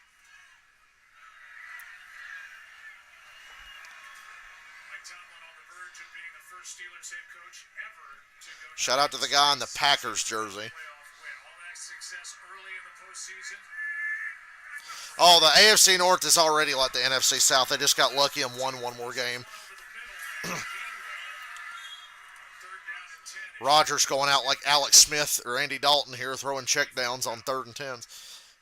Say this to Mike Tomlin, if this is it, whether it's by the Steelers' decision saying this has run its course, or if it's him saying, I want to try something else, go somewhere else, try TV, whatever it is, he will not be out of work. He won't. A lot of networks knocking on his door, that's for sure. And if he wants to continue to coach, if he's let go, there'll be a lot of suitors knocking on his door for that as well. Intercepted.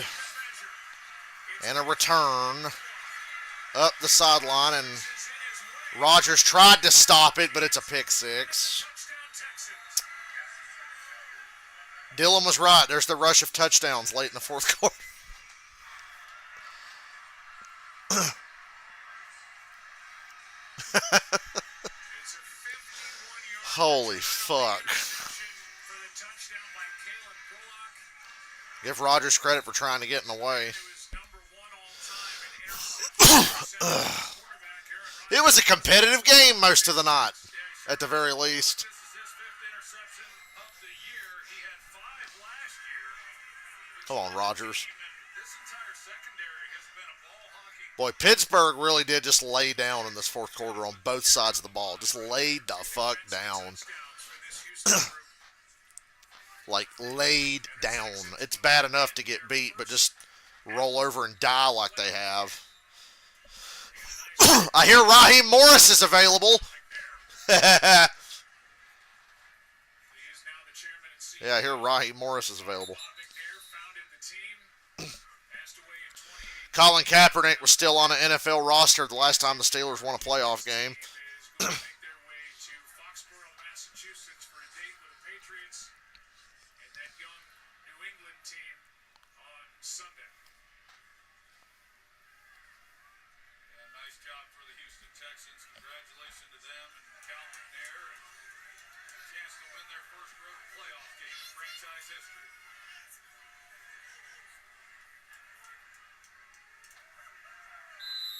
Two and a half to go in this ball game. Hey, did you know that if we had the current chase, Jimmy Johnson would be a 7-time champion still? Did you guys know that? Line drive. Jimmy Johnson would still be a 7-time champion.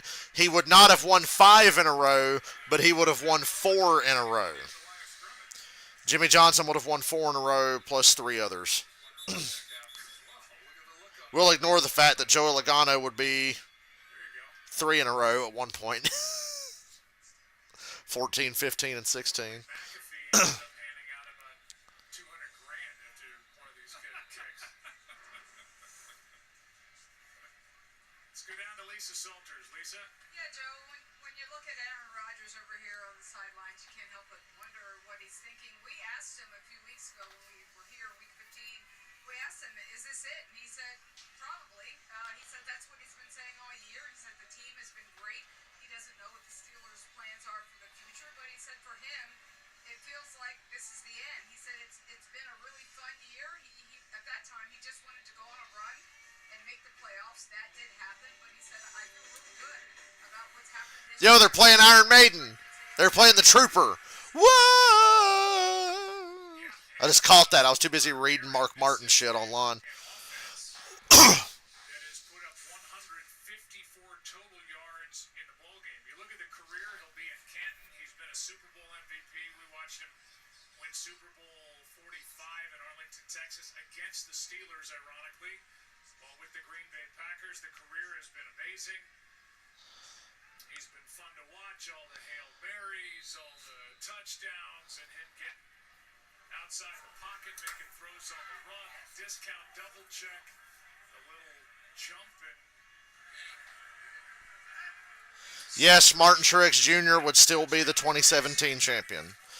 Truex in 17, Larson in 21, Larson in 25 would all still be the same. You know, Joe, you think about some of his best moments. You know, we called a lot of those moments when he had them over the years with Green Bay playoff wins and Ben Kennedy confirms that if not for Mark Martin, a 3-3-4 playoff format with eliminations would have probably been the direction. But Mark Martin hammered and hammered and hammered.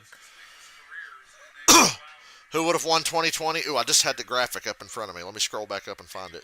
2020, Chase Elliott. 2 minutes left in this one. Chase Elliott would have still won it in 2020. Martin Truex Jr. would be a 2-time champion, 17 and 19.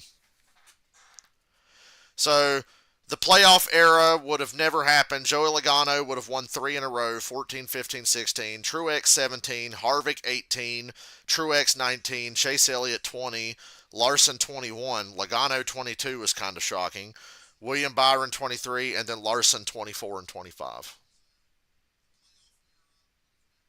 Harvick would just be a two-time champion. 2010 and 2018 would have been Kevin Harvick.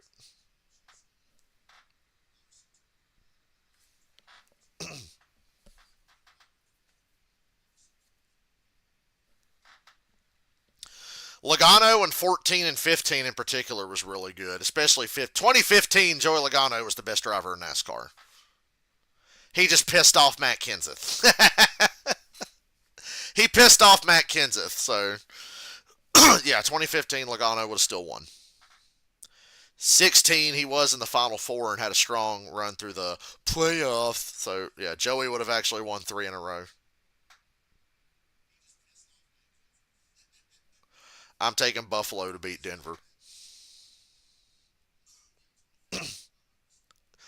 Barry McCockiner with the sarcastic tweet of the year. I would be stunned if Mike Tomlin's not employed after today. One thing about the Steelers is they don't tolerate mediocrity.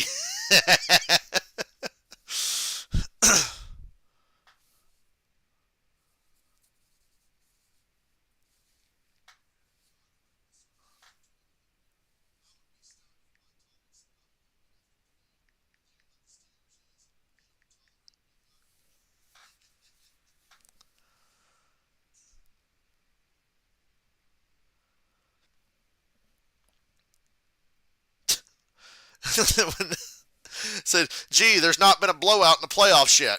Who's going to be? Oh, yeah, the Steelers play tomorrow. I made that joke last night.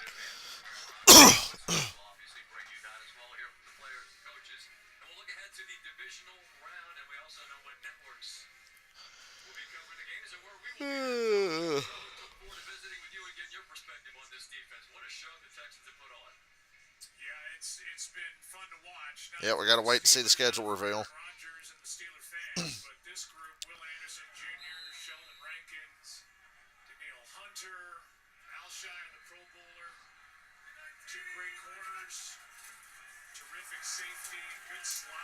Just take a knee and end the goddamn game. Have the games and the lineup for you next weekend before we get off the air, so we know this. Every network executive and every broadcaster is still watching this game to figure out where they are headed next weekend on the divisional playoff weekend. We know the matchups, we just don't know what network or what time. We are told. I think my stream title shows who I thought was going to win this game for sure, and I was correct. Rodgers is on the sideline.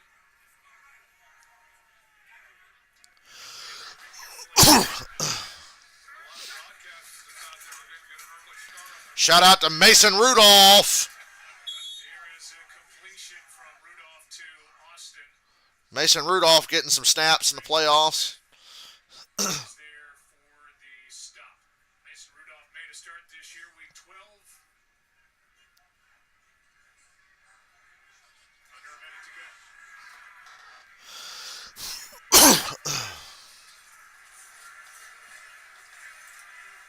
Here's Warren.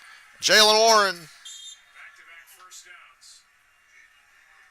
Just go home. Take a knee. It's coming our way.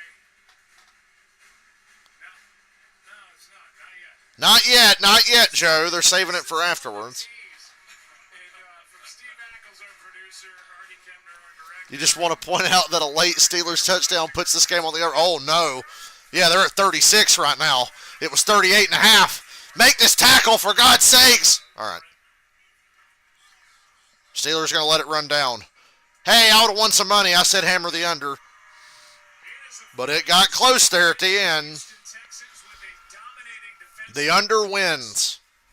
And the spread was obliterated. Texans are moving on to a date with a New Houston goes to New England. England pass went for a pick six. Rodgers' last NFL throw was a pick six. Oh, God.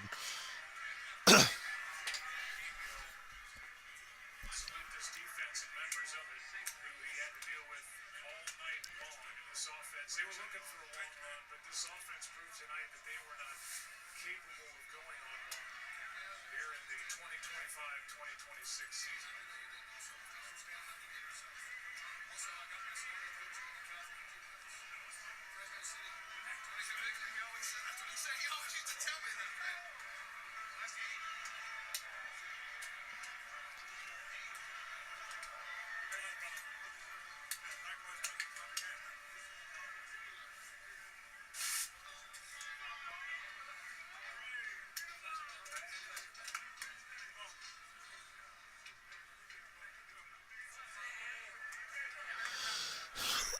Just kind of sitting here taking this one in, watching Rodgers and Tomlin leave.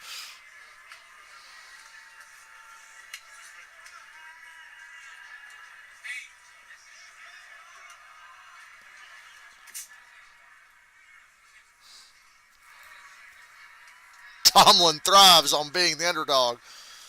They weren't the underdog. We all knew how this game was going to go. We all knew. They were not going to overcome a defense that good. Told you this Arthur Smith thing just ain't going to work out.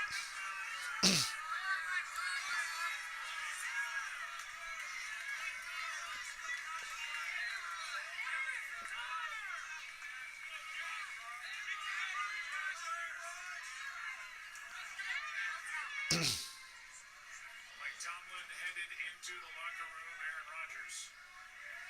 This is it. 5 years from now, he will be a Hall of Famer, joining you and Ken. It's a tough night. It was going to be a tough night. Could be worse. Go watch Dan Marino's last game if you've never seen the highlights of that, guys. He thought it would end. If you ain't seen Dan Marino's last NFL game, you need to go watch it. It's pretty bad.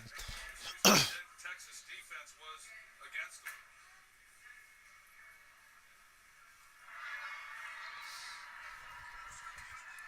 C.J. Stroud's in the prayer circle, praying to God that he learns how to take a shotgun snap before they play New England next week. Derek Stingley Jr. Absolute stars on the outside at corner for this Texans defense. Patrick Queen there for Pittsburgh. And on and on and on at every level of this defense. We now have the divisional Oh, we got schedule. times and the networks where you will be able to find them next weekend. The games are Saturday, 4:30, Buffalo at Denver on CBS. Boy, I called that one. 4:30 Eastern on San Francisco at Seattle, Saturday night on Fox. Didn't see that coming. I thought that'd be the NBC game. Fox. And then on Sunday, Sunday at 3, Joe and Troy go to New England to see Houston play again.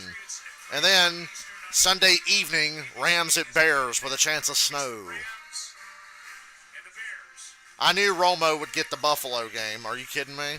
I knew that. That's the one I got right. That's the only one I got right, actually. That is the matchup. Late, Yeah, Tolga gets to get his disappointment over with early. and we will send it down to Laura Rutledge with Will Anderson. Laura. All right, thank you, Joe. Will, you get the Nobody goes to Pittsburgh to win playoff games anymore. What did you think as the big fella was rumbling toward the end zone? Been a long time. Give all glory to God, man. Thank you, Jesus Christ. Praise the Lord. Say, man, let our light shine before you got there. When people see us play, man, they glorify your name. So just a shout out to Jesus Christ, man. And Mr. T.O. throwing Rodgers.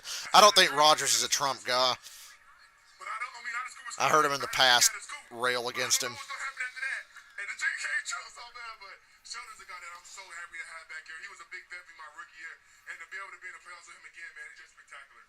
Apparently, your dreams mean something, right? You can see the future. Let's talk about this defense. And tonight, the way you smothered Aaron Rodgers. And Saturday night on Fox, you're going to hate everything. We knew it was gonna be a heavyweight Well, you already had this experience 2 weeks ago. Now it's even harder because you going to Seattle. match. And for us, it was not getting frustrated, but any way that we can affect Brock Purdy better play a lot better than he did yesterday. stopping the run was really big for us. And it was just everybody executing the fundamentals and being on the top of the details.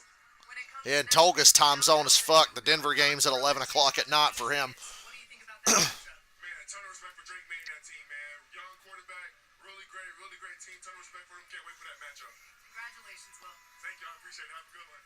Joe. Yeah, he's a special young man. He's now an All-Pro and a two-time Pro Bowl defensive end. 12 sacks during the regular season and all over Aaron Rodgers here tonight. Fans, get ready for the 2026 NFL Pro Bowl games powered by Verizon. Watch the league. All right, we out. Welcome back, Dale's computer. We're back in action. Tuesday, February And I'll see you tomorrow for something. p.m. Eastern. This is I think we got to pick up the Batman New Year's, the very delayed Batman New Year's celebration. Needs to resume tomorrow, I think. So keep an eye out for me. Good night. Good morning. Don't eat the yellow snow. See you tomorrow.